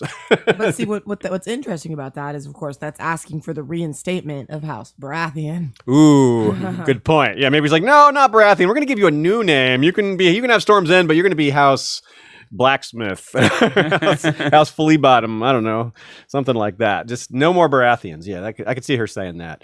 But I do think that, a reward for Gendry is appropriate. Even he fought and he forged, and Arya did even more.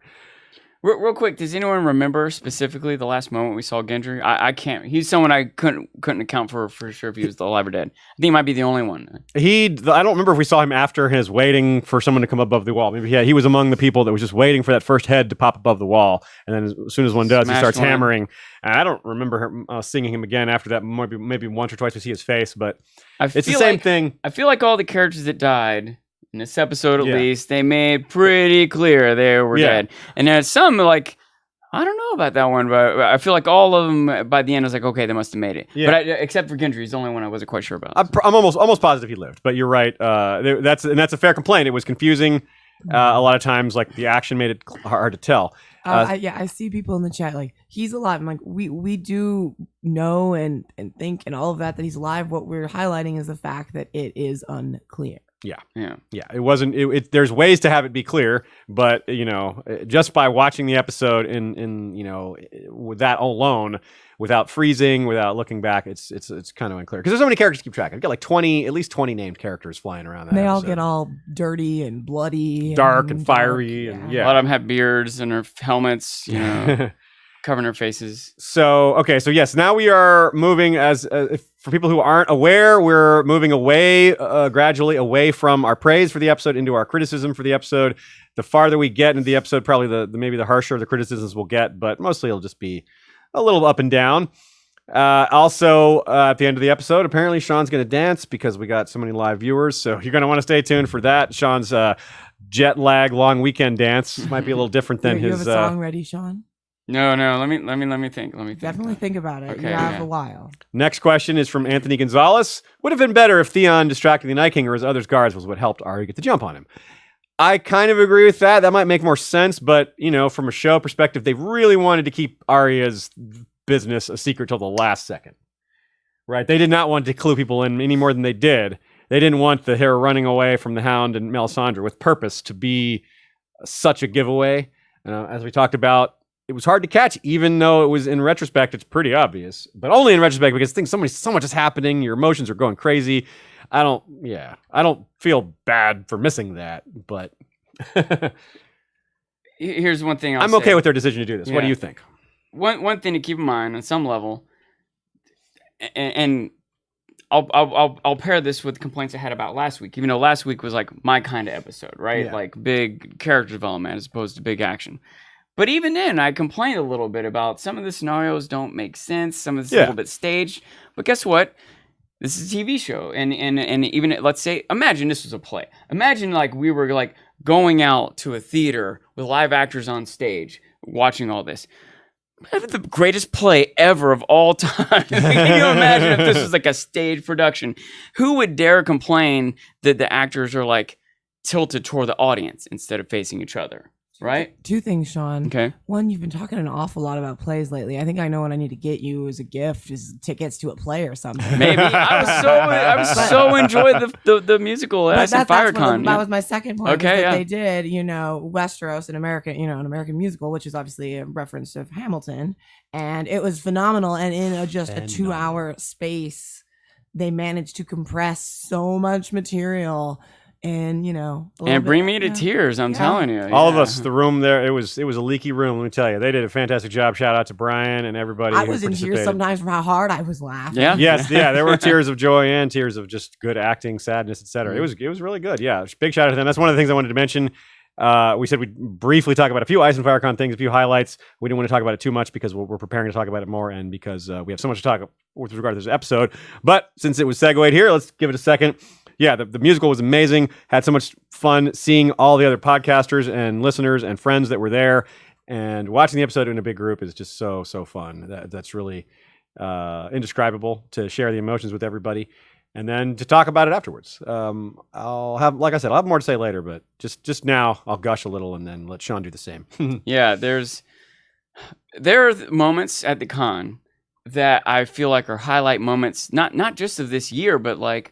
That's kind of cheesy or bold to say, but like maybe in my life, there's moments of this that are like I'll remember for my life, and some of those moments are like my 4th favorite moment from this con. It's something I'm going to remember for life, It's really I've said it before. I'll say it again. There's really nothing like if you're someone who's introverted, or maybe you have trouble finding people to talk about the show with, or you live in a place where you don't have a lot of opportunity for that. This is where you get the exact opposite. It's just everybody is just at the drop of a hat willing to talk about a variety of different Game of Thrones and Song of Ice and Fire topics. They're just it's your people, That's how I like to put it.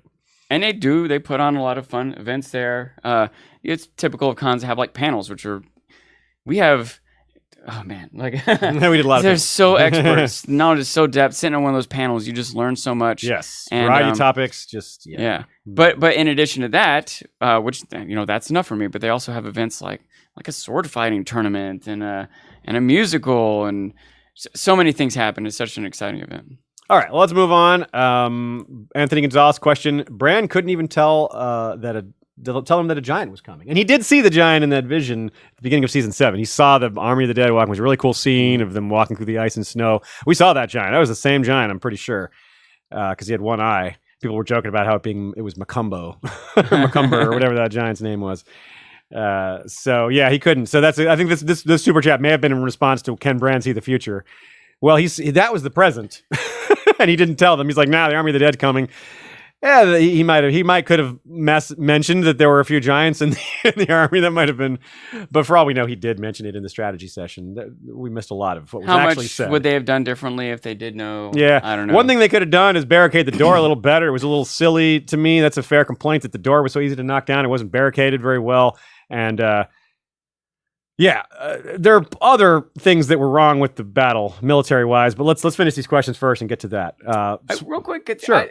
I forgot what it was, but I still had another thought. We went in a tangent. The play. Oh, I just wanted to say the idea of a play. Okay. If you just turn the camera on and film the play, it doesn't make the play less good, right? Right. So some things that happen in a show that I might want to complain about, sometimes when it's more dramatic, I feel like it's kind of staged. Sometimes when it's actiony, maybe it doesn't make total sense, right? But it's freaking cool, man. Arya jumps, she came down, like yeah, it was so cool. What did she jump off of? She did the move. She did the dagger drop thing that she did with Brienne. It was so cool. We're gonna get these cinematic actiony moments people are gonna love. Yeah. Even if there's some little detail about how they set that up that doesn't quite work, it's okay. Even just like there might be some little detail about how they set up some conversation between characters might not make sense, but what's important is that conversation between the characters.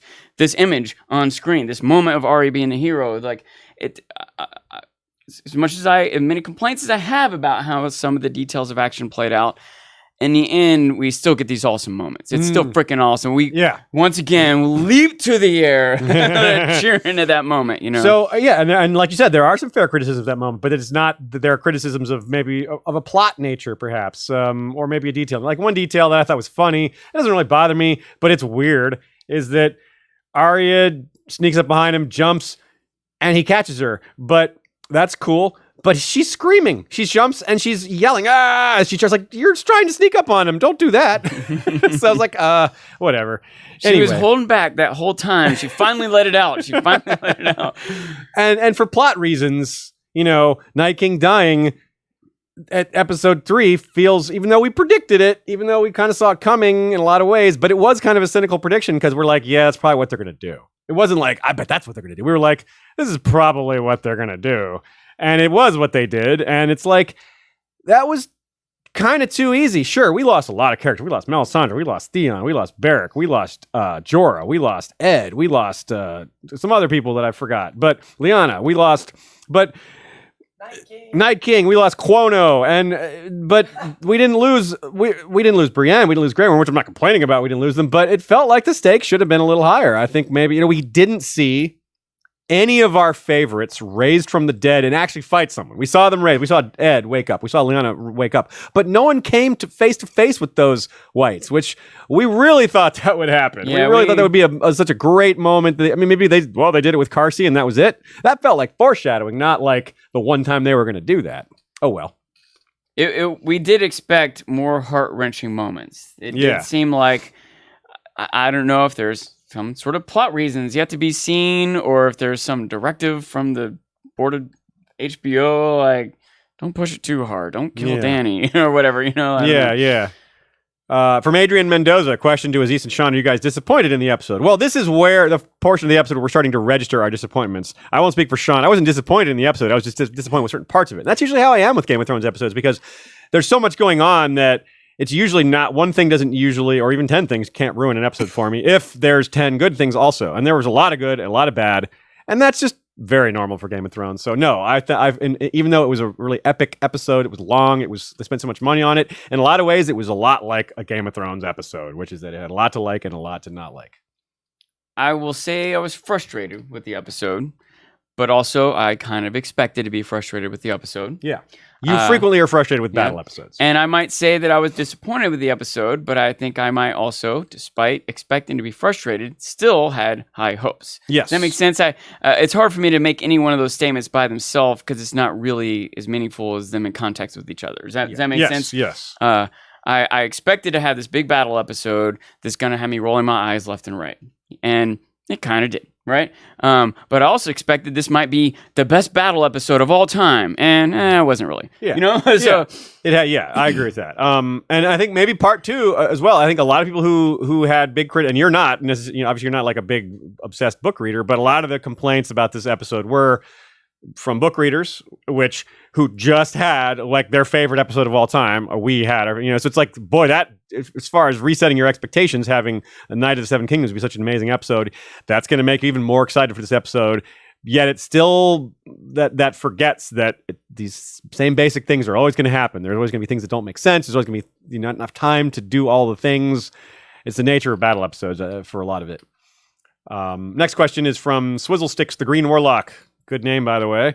Sam was there with the Horn of Winter. It's a shame he didn't even use it, even if it were a dud. Yeah, they really abandoned that plot line a while back, didn't they? If it ever was a plot line. I guess we can't be 100% sure it ever was.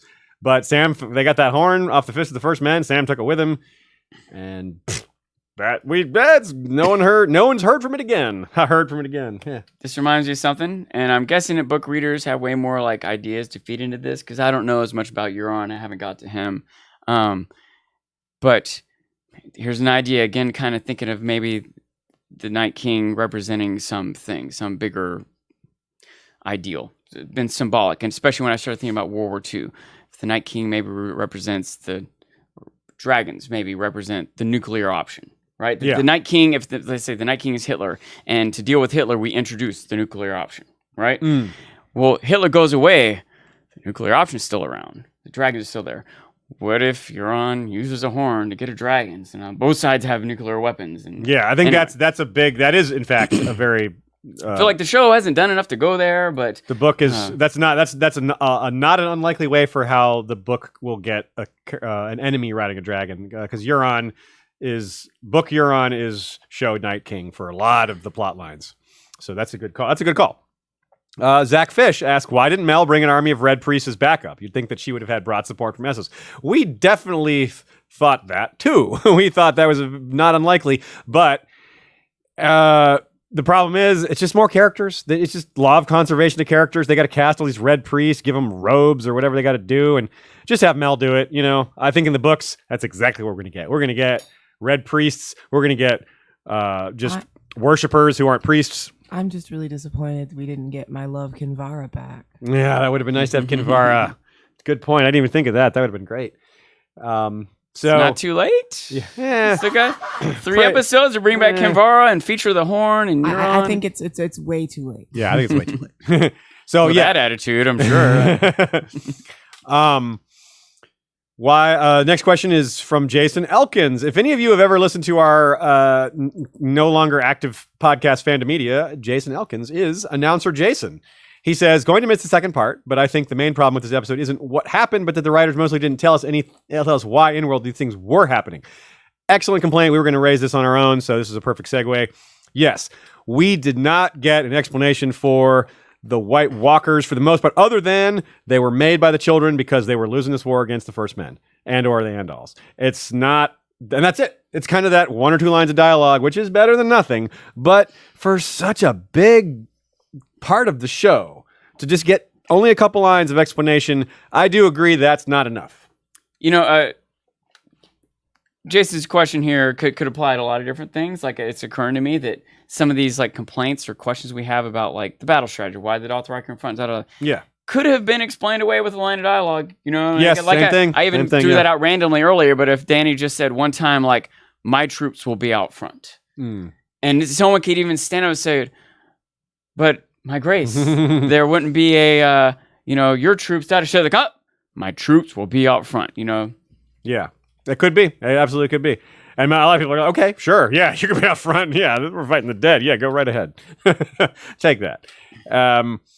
And here's a good one too. Like I defended Jon and Dany as Azor Ahai and Prince that was promised because they did so much to make this battle happen and to get everybody ready for it.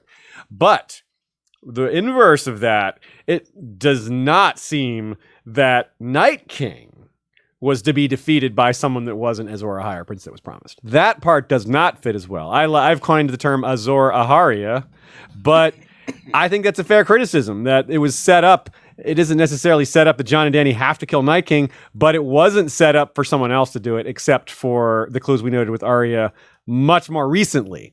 So I think that's fair that Arya was never wrapped up in any of this prophecy stuff. Like we called it, other people called it because the foreshadowing was there, but Arya wasn't part of the prophecy stuff, except for a little bit with Melisandre, and that feels like some of that may have been kind of adapted after the fact.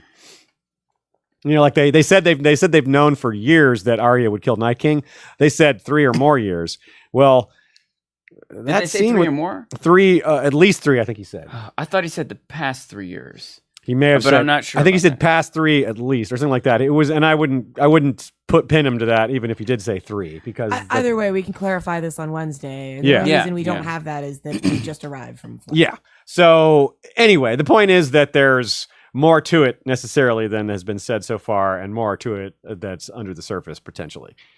Matt H says, "Snoked." Yeah, that's very, very similar. Which is when the main bad guy dies way sooner than you expected, or perhaps he's not the main bad guy, but which is maybe the true for Snoke, but not for Night King. Night King has been the main bad guy for a long time, or a main bad guy. Sure, Cersei has been too, but anyway, I don't need to repeat that complaint. So, yes, actually, Okalos Omilos says the true origin of the White Walkers from the prequel pitch in Jane Goldman and George R. R. Martin we trust. Yes, actually, I meant to say that. I got off on a tangent, or maybe Sean did. I don't even remember. One of us got off on a tangent, and we are going to get this explanation that we didn't get in the show. This was responding to Jason's question, I suppose. We didn't get a great, thorough explanation for where the White Walkers came from, but this prequel show does intend to tackle that, and that might be entirely why they backed off on some of these details. They're like, hey, if this is going to get shown in the prequel show, this gives us more time to do other things. And I don't love that decision, but if we get it, eventually, if we get that origin, as long as we get it, I'm cool with it. You know, I would rather it be here, but if we get both, that's cool. Imagine the irony and depth that will be generated from a prequel. So many things like, oh, just like in season 6, you know, like, that's why. You know.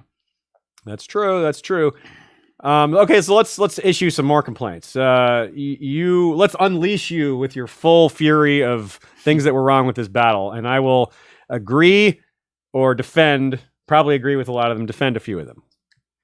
Well, some of it might be with the battle. Some might be with the presentation of the battle. I mean, yeah, exactly. All of it. Just wrap it all up. Yeah. Yeah. In a ball. Hit us. and a lot of it's we've already Some of kind of hit on. yeah. And a lot of it I've already kind of come to terms with in my mind. But one of my initial biggest complaints was that it doesn't make sense to have the Dothraki. It doesn't totally make sense to me to have them lined up in front of the wall in the first place. I felt like in general the army should have been lined up alongside, like flanking the wall, you know, maybe even totally behind it. Although that might, to counter that, you know, that might be hard because the White Walkers are kind of totally surround eventually anyway. So it didn't make sense for me to charge out there, but I can easily see that being kind of a random thing. It wasn't the plan in the first place. Let me back up real quick just to say that I think the most fair complaint that I think anyone can have, I think is super agreeable. You should not argue with anyone who has this complaint, no matter what your opinion is. It was too dark. They went for darkness, and it's cool. I like the choice to make it dark, but it was too dark. Just too many times you just could not see what was happening. Yeah. This is what the episode looked like for all of you. There you go. Let's Look closely. What do you see? Time. Yeah, let's just do the podcast like this for a minute, I think, and see how we all enjoy this. Can I pick my nose right now? Is it a safe moment? Yeah, it's completely black. They can't see anything. Go ahead, Sean. Yeah. So I didn't mean to interrupt Sean there, but I wanted that to start with that's like, I think the most, like, you should not, like, even if you didn't think it was too dark, you should not argue with someone who said it was too dark. Yeah. And I almost did. So I'm I'm talking to myself. I should not argue with anyone. Even I, who in general might want to defend this, or not might, typically would defend this. Like I want shows to be more realistic. I'm even frustrated by them not wearing helmets more often. That bothers me. But I've just accepted it. It's just part of how TV's got to be presented. It's hard enough, especially again when I remind myself of the average viewer out there. It's the idea of us like not knowing the name of a character, right? Like we know their name, their house words, their father's name. We know so much, but there's a lot of people out there. They like, that's the one that helps out Sansa. They don't know Brienne, or maybe if they hear, oh yeah, Brienne of Tarth, it'll click in their mind, you know. But we're so thoroughly familiar with these characters. But put yourself in the shoes of someone who's barely keeping up with the names, just watches it one time, you know. and then put helmets on everybody. Yeah. You know what I mean? Yeah. So, and then imagine if you like turn all the lights off. It's just tougher. It's already confusing because this battle, you're already jumping back and forth in a lot of different parts of the battle. There's the battles.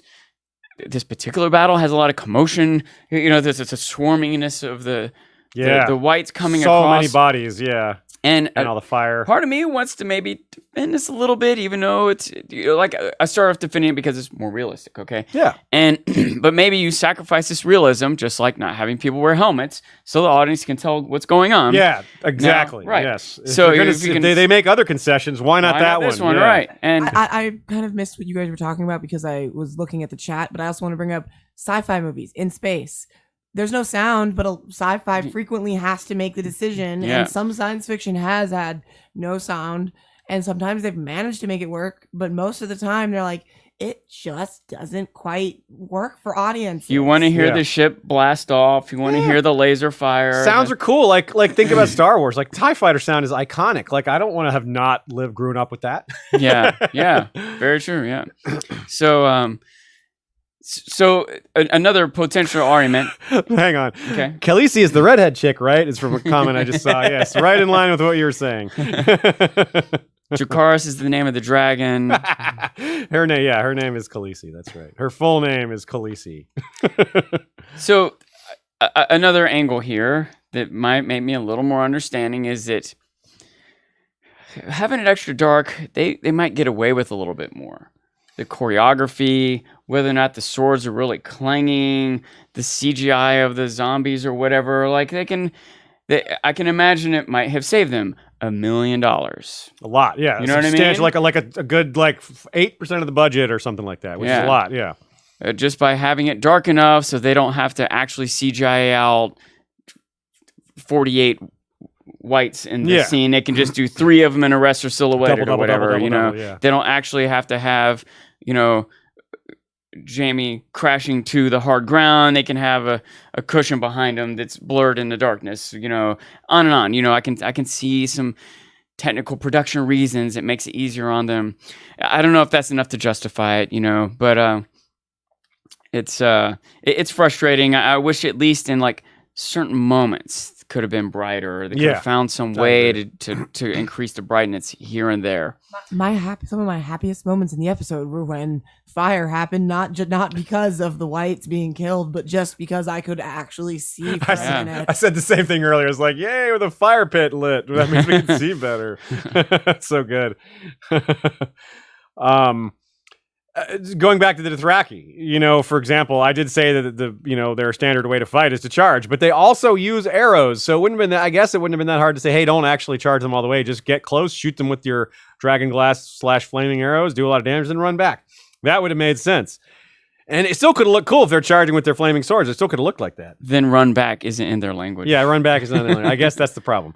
But that would have been pretty effective, like the whites wouldn't have been able to deal with that. They could pepper quite a few and it wouldn't do. And that's but the biggest complaint about this issue, I think that's fair to me, is consider their enemy. Like, maybe this charge will work. Maybe it'll work. And I brought up the point about you got to do desperate times call for desperate measures. Sure. That's fair still. I'm not saying I was wrong earlier, but looking at it from another angle, why would you send all that fresh meat to them? They're just going to kill that, and it's going to come. That's what I thought was going to happen. It almost looked like that's what was happening when the scene resolved. Jorah comes back over. He looks so like wobbly on his saddle. You're like, is he alive? Yeah, that's a moment when it was too dark to tell. It was too dark to tell, and for a minute, like it wasn't until we saw Jorah again after that scene that I was like, oh wait, he isn't ravaged with blue eyes, and it makes sense in retrospect. Like, of course, he didn't get killed and stay on his horse and ride the horse as a dead white. Like, they don't do that. Yeah, which is why the Dothraki screamers, even though they're large or imposing, they're not still going to be wielding their weapons and on their horses. Yes, I agree. And a comment here from Putinesca621: everyone should have been wearing undershirts with dragon glass sewn into them, which is, it's obviously making a joke. But if they had more time, they would have done that. And that's the thing about the Dothraki shooting arrows. Like, I don't know that they had time to make enough arrows for whatever 20, 30,000 Dothraki to have like a full quiver. Like we're talking about how under time pressure they were. Gendry was making weapons until like the last minute. By the way, not just time pressure. That's a lot of wood. It's a lot of trees to chop down. You're right. A lot of trees to haul materials. to the, you know what I mean? Like, they're already chopping down trees. It's winter. They need firewood. They need ramparts, the catapults. They don't just have infinite resources. Yeah, I agree. Okay, so another complaint. Maybe this will segue you to some other ideas, but I'll throw a quick one out here. When they come into the castle, there's a whole bunch of people yelling, "Man the walls! Man the walls!" Like, why weren't they on the walls already? What are they just doing, standing around in the courtyard, just like? I mean, we saw that everyone had their own circle, and they were drinking and telling stories, and some of them were having sex, and that's where everyone was. Oh, man, the wall! Is it time for the? Is the battle happening? Oh, someone go get Johnson. Yeah. It reminds me of another thing too, that at the moment that it happened, I kind of rolled my eyes, and I kind of decided into big picture things, like it doesn't really matter, and so many other things to complain about. But as long as we're gonna like air all little agreements, is the idea that like open the gate, like wait, is this Festivus? Now comes the time for the airing of the. I got a lot of problems with you people. Instead of dancing, Aziz and I are gonna wrestle. Let me just jump in real quick before you continue. Anyone who came in late, be aware. The first half of the episode was praise, mostly. There was a few complaints in there. Second half, we're mostly criticizing. So if you're coming in and wondering why we're complaining so much, because we almost never do that, that's why. We parsed the episode, half positive, half venting. We use whatever term you want. We just want to recognize it, even if we love it, that there were some problems with it. Or even if we thought there were no problems with it, well, a bunch of people did think there were problems with it. They don't want to just ignore that. They can't all be wrong or stupid, so. Totally agree. Only 99% of them. The key word here is nuance. You don't have to just hate or just love something. You can feel many things. Oh, in fact, you remind me, Shay, because earlier talking about the idea, was I disappointed? Like, the reason I would be disappointed is because I expect so much. If I was just watching some random movie, like, oh, whatever, stupid action. But, I had high expectations because they do such a good job, Yeah. So. Okay, so and it is a good point here. Sometimes we get irritated over things that maybe an explanation fits. For example, Bill Sotheby in the chat just points out the man the walls bit was meant to swap archers with infantry on the ramparts. And they explicitly said that. It's like, back the archers off, replace the archers. They said that. So maybe that's what it was. There wasn't room on the walls for everybody. We've already made the point earlier that Winterfell was too small compared to the book Winterfell anyway. There's definitely wasn't enough room for everyone to be on the walls. Totally fair point. Maybe that's an invalid criticism. Yeah. Good example of that. So see, we working it out right here. That's why, let me tell you another quick anecdote. When we finished watching the episode at Ice and Fire Con, most people gathered and started talking. I went to our room and sat there by myself for about 30 minutes. I happened to run into Dark Mother, and so I wasn't actually by myself. We went out there and chatted, but we didn't talk about the episode. Yeah, I just wanted time to process. Chatted. Yeah, we chatted, but not about the episode. I just wanted to process, and because of this, sometimes we just the initial nothing is wrong with initial reactions, but there's no way we have all the facts straight initially. Yeah, you know what I mean. That's so. Anyway, please continue. I don't know where you were. just a kind of a nitpick thing, but it just in context of the other things that went wrong. But we just kind of explained one of them. But the idea that they would like raise the gate, they're like, you have like the most elite forces, 2 continents in front of your gate. Why is the gate closed? Maybe eventually you close it, but right now, is it really? In fact, you probably need to have messengers and supplies running back and forth. Like, why do they have to raise the gate to let Melisandre in or whatever? People are going off in the chat with the Seinfeld reference to moops and Moors. Remember that when the Trivial Pursuit card was misprinted and the guy answers Moors and George says nope, it says moops. Sorry, you're wrong.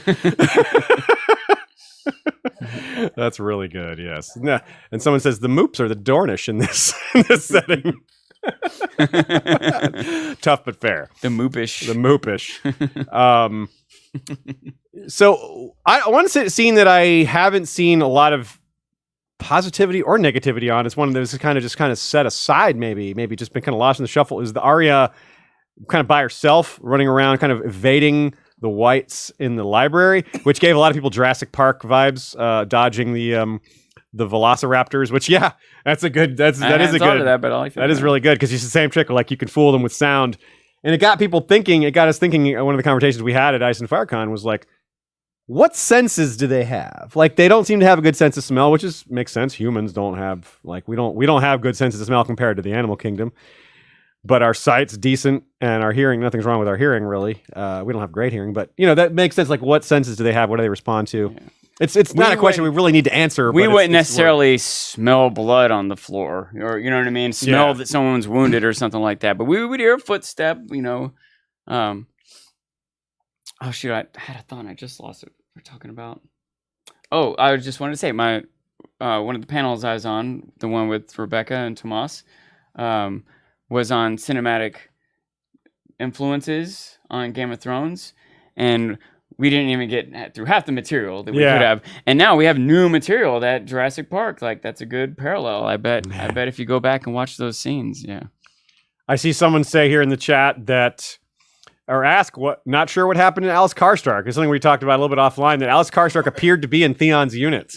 She seemed to have a bow and was going with him. So it doesn't look like anyone, well, except Bran, survived that. So Alice Karstark probably wasn't a major enough character for her to get an explicit death scene. Well, I wonder who's around there, and I wonder who else witnessed Arya kill the Night King, if anyone.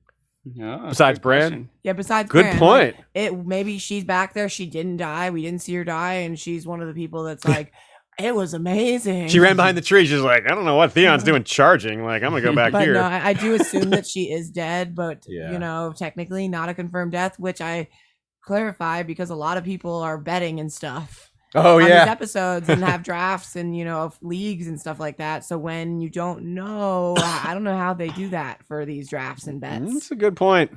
I wanted to say something. Good question, rather. Go ahead. How you talked about, at the end of it, there's no way it's all set in your mind. You don't need to reference anything or figure something out, whether it's a detail or your memory or your take on it. But one thing I did kind of join this collective of people, and again, this is like all of us at Ice and Fire Con, but a lot of the people at Ice and Fire Con are, content creators, people who study this, experts, people know more than me for sure, and we all came out after having just watched it. And I was in a group of 5 or 7 people. Someone was talking about how Arya used cat's paw to kill the Night King. And so I was like, no, she used the tip of her spear. No, she gave cat's paw. No, that was Sansa pulled out a dot. And we all just watched the same freaking thing, and none of us are like newbies that don't know what's going on. And we were like, 1 or 2 people were like, sure, on either side.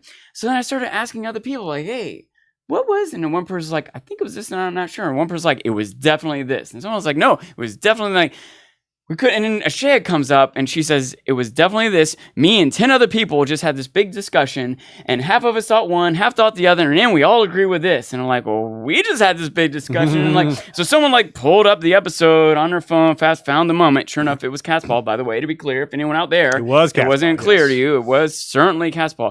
But it took literally 24 experts debating for 15 minutes. They couldn't decide until we have visual proof. Eventually, our good friend Matt M, he just looked it up on his phone on HBO Go. He's like, let's just solve this once and for all, and all see it and not deal with, well, maybe this journalist got it wrong. And so we saw definitively. Yeah, and that's a perfect example. What I was just saying is how people, sometimes you argue or you have a feeling about the show based on a detail you got wrong. And once that's, you're like, oh, that was that? Maybe that may not change your opinion, but it may completely change your opinion. Yep. So it's all part of the. I mean, these are things that we are pretty good at because we do this show so often. So it's part of our preparation to make these things. It's our job to think about things from multiple angles. It's our job to think about things from angles we don't necessarily agree with. So I'm not criticizing anyone for not being sophisticated and thinking things through first. It's just that's what our habits have become over time by doing this show. Okay. I watch every episode at least 3 times before I do the podcast, take notes. But not this time, because we didn't have time. Yeah. I only got it twice this time. Yeah, and usually at least one of those episodes on pause, notes, rewind, slow, fast forward, a careful studying of it. And it's suckers with your Monday stream. I still get to go through and go frame by frame, screenshotting and everything before Wednesday. I'll be well prepared. Yeah, and it's neat for me how much my thoughts evolve in over 12 hours. Yeah, that's why that's part of it. And even with all that, throughout this broadcast, like up to the moment we're about to start, in the middle of like, still coming out with new stuff. So it's silly for me to think that I have it all figured out after I watch it one time, you know. F. Drelishak says the Ironborn could have watched the episode 1,000 times by now. If it's the rate they build ships, yes, he's right. Someone else says, "Here, Sansa, use this mundane dagger to protect yourself. I'm keeping the good one." Someone else says, I thought the Night King was going to speak for a second to Bran. I didn't get that vibe, but I thought Bran might speak for a second there. You know, we're not sure. But I'm not disappointed he didn't. I just thought it might be happening because of the way they kind of drew that moment out, and he didn't immediately reach for his sword. He kind of just locked eyes with him, you know, like he really wanted to savor the moment of his revenge here. But nope, shouldn't have done that. It was like Oberyn. You tried to, you gloated about your victory. That's what happens. There's so many different things you can imagine being said there. Your mind almost goes crazy. Like, I almost want to just like, my headcanon is they said this. And I can almost feel that same way about when Sansa came into the crypts there. Like in my headcanon, she did it the way I would. But I can also imagine the writer's room, like they couldn't agree. And like, all right, I just won't say anything. Well, let's talk about the crypts for a second. What we didn't like about the crypts, which I just thought the crypts was it didn't do much for me. You know, like we expected something. It was basically what we thought the most likely thing was. We had alternate theories, but the most likely was, the dead will rise and people will die. But really, no one important died. No named character died. Even that little girl with the Shireen face seemed to come out of that okay. And, you know, Gilly was fine. Missandei was fine. Tyrion and Sansa were fine. There just wasn't much payoff there. They never seemed to be in that great a danger. It looked bad, but I don't know. I can't exactly put my finger on it, but it didn't really hit for me. I totally agree. In fact, I kind of wish I had gotten this comment in earlier. This episode was kind of like a horror movie. Yeah. Right? And generally speaking, I don't like horror. Me neither. But even within horror, I think they kind of failed. I think that this moment in the crypts, the reason it was like this dreadful thing is because there were characters that we expect, characters we care about, we expected to be down there, we expected them to be vulnerable and probably die. People who seem like they should be safe wouldn't be. No, they were safe. They were fine. Totally fine. I wasn't worried one bit. They didn't make it horrific. No one serious. The terror was killed. Like from the outside. The most terrifying, most like conflicted moment in that whole scene was when Sansa was hearing the soldiers say, "Let us in," and they were dying outside. That was real for me. But that was like, the rest of it didn't land very well. If we'd seen a character we cared about get killed, get like grabbed and pulled in and right in front of Sansa's face, and she shrieks. Or even imagine if one of the soldiers yelling, let me in," is one of the characters we care about. If that had been, you know, Davos Tormund or someone, Davos, anyone, just someone we knew. Yeah, that would have been like a recognizable voice. Or we see them banging on the door from the other side, and we know who it is. There's so many ways they could have made that so much more horrific, and we barely saw anything. And again, there's so many ways they could have made these characters heroic after all. Tyrion or Sansa could have made a difference. She even had the freaking dragon claw, and by the way, in fact, they even filmed it. Cut it out.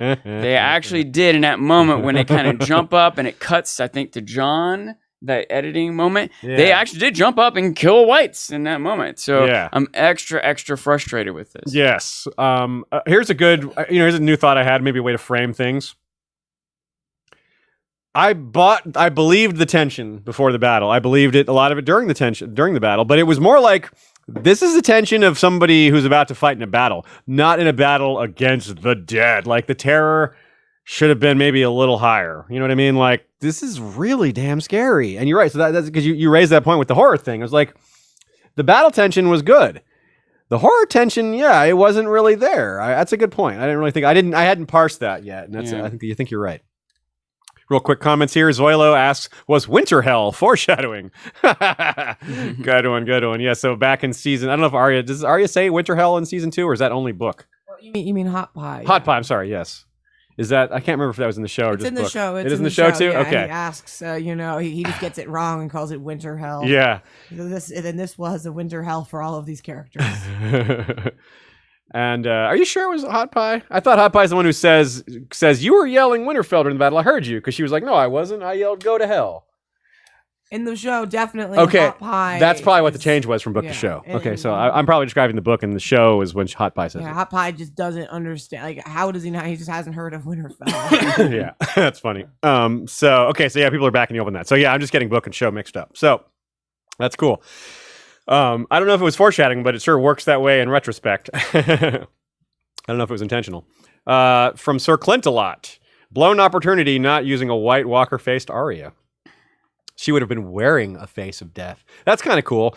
I mean, then it wouldn't have been the sneaking up thing. She wouldn't have been using the same assassin skill. But I don't know if it was a blown opportunity. But I think it would have been cool if she did that. You know, I think the way they did it was fine too. A lot of questions about the actual logistics of that, of how you get a White Walker face without, like, if they die via just That's true. shattering. It seems like killing Yeah, them you're right. shatters them. It's not possible, I guess. That's a good point. Yeah, you Well, couldn't do maybe that. you could capture one somehow, like they captured a white. But this is a lot to ask of Arya Yeah, I don't think or so. anyone. It's a lot to Like, how do you ask of the remove show. its Of the face? show, Yeah, yeah. that's too much. Yeah. Then they're gonna have to talk to him and like break, you know, like get it psychoanalyze this White Walker. Why do you hate humans so much? Did your father do Could bad be the things to you? spinoff. So let's see here. We'll go for a few more minutes. We'll get a Sean dance in at the end. So stay tuned for a little Sean dance. You better think of that song, buddy. You're getting close here. Let's talk about a few things that were maybe surprises. They weren't necessarily bad, but relate to something that I think was bad, which is that the stakes weren't quite high enough. We didn't.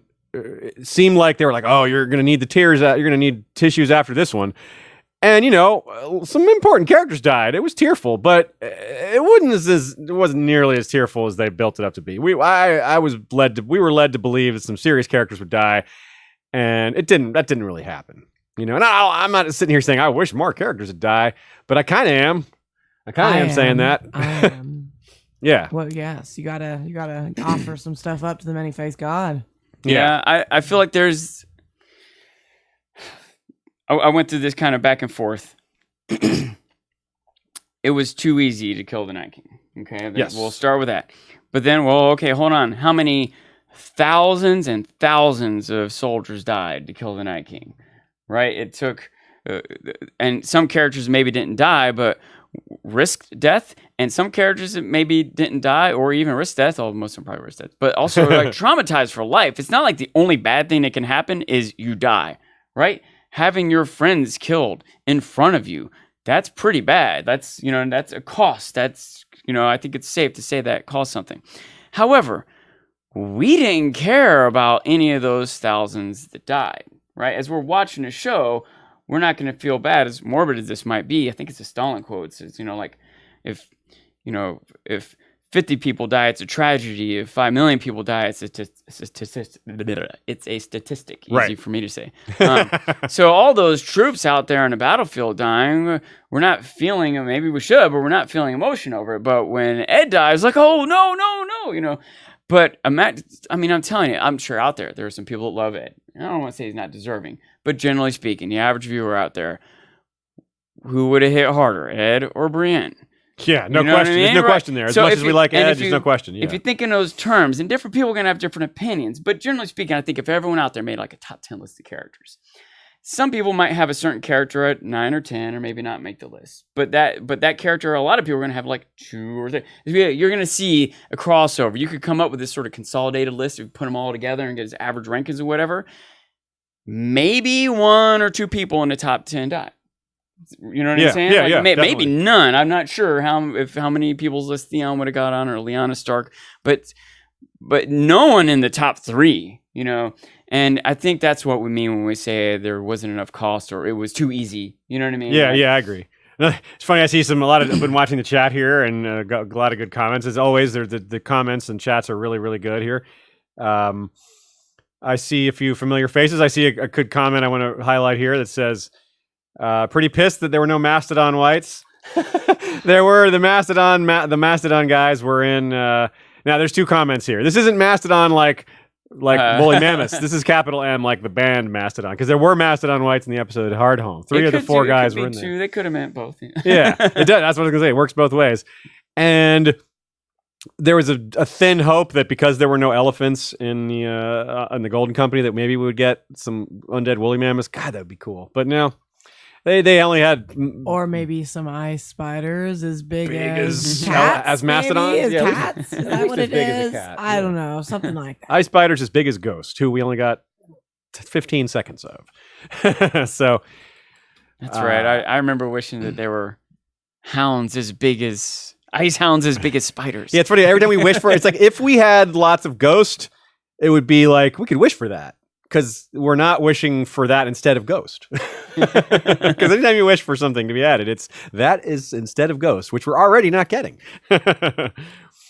Yeah, so I see. So let's take another couple minutes and then we'll call it a night. Sean, did you have any thoughts that we haven't gotten to yet? I'm double checking any exactly large that. scale things we missed. You'll have more chances to weigh in with anything that was like too big that you missed. We'll be able to talk about on Saturday as we talk about our predictions again. And Saturday, we'll be back to our normal predictions and theories schedule, 2:00 Eastern Standard on Saturday. And we have a whole lot to talk about on Wednesday. A whole lot to talk about Wednesday. Me, Ashea, Lady Gwyn will be going to town with lots of book-related stuff. There is more than you might have thought from a battle episode as far as the books go. So we look forward to bringing that to you. I just have to say that episode 2 is my favorite episode in a long time, and maybe my favorite episode, honestly. And episode 3, there's a lot of things I hated about it. I really disliked, but it's also the one that's gotten me more fired up to talk about Game of Thrones than I have in a few years. Yeah, and it's not because you're fired up to complain. No, it's not Yeah. because of that. It's the exact opposite. I couldn't sleep. I was thinking so much about the implications for the book. It's So true. I'm You should have very seen her excited. afterwards. She was going a mile a minute talking about all these ideas. It was great. We'll be getting that organized for y'all for Wednesday. So Sean, any other thoughts? And do you have a song ready? There's this song, if I remember right, it's called "Hide You" by Koshin, and there might be more than one version. So look for a drum and bass version of "Hide You" by Koshin. Koshin, Kosheen.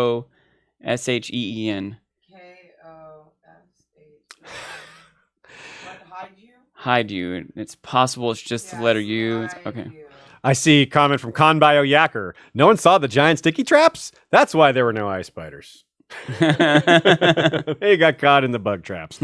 Good call. Let's do this, fellas. I'll play this. Okay, behind you, drum and I'll bass. do what I did last time. I will be the chat reader for while Sean is dancing. Here we go. So this is our official outro for this episode. It landed on it. It's fine. Just wanted to be able to see what I'm looking at. Quick arrangement of our We won't facilities. have to rearrange it. Hopefully, you guys can still hear me. We won't have to rearrange it because we'll be done after this, right? Correct. So that's the nice thing about this. Okay, Sean, let's pick this And up. here we There we go. go. And You get a little shot of Jack and the cat of black and white here too. Little kitties down there. Where's the music? I'm about to play. Okay. Oh, okay. I had to get this ready. I almost want you to skip forward a few. It's got like this long intro. I don't know how long I should dance for. Okay. Just do it all. We're going to go all the way. This is the end of the episode, so if people want to tune out, they can. If anyone wants to stay, can stay. Watch the Sean dance. Start the dance before I piss myself.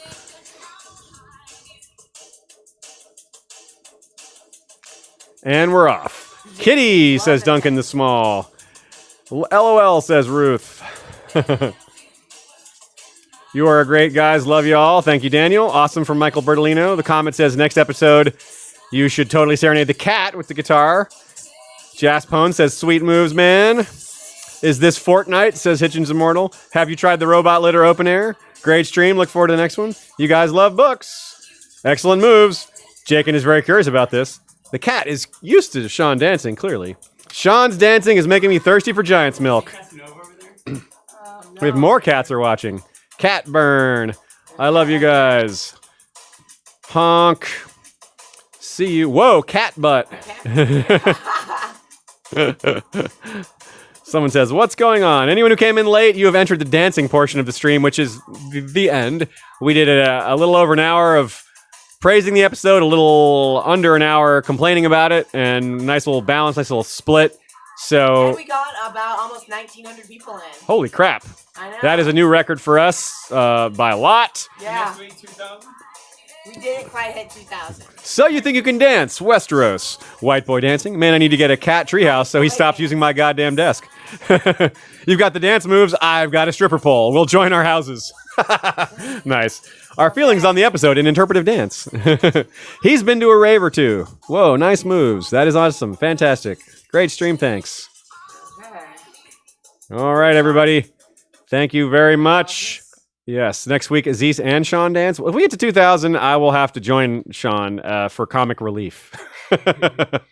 But anybody? Anyway, thanks everybody.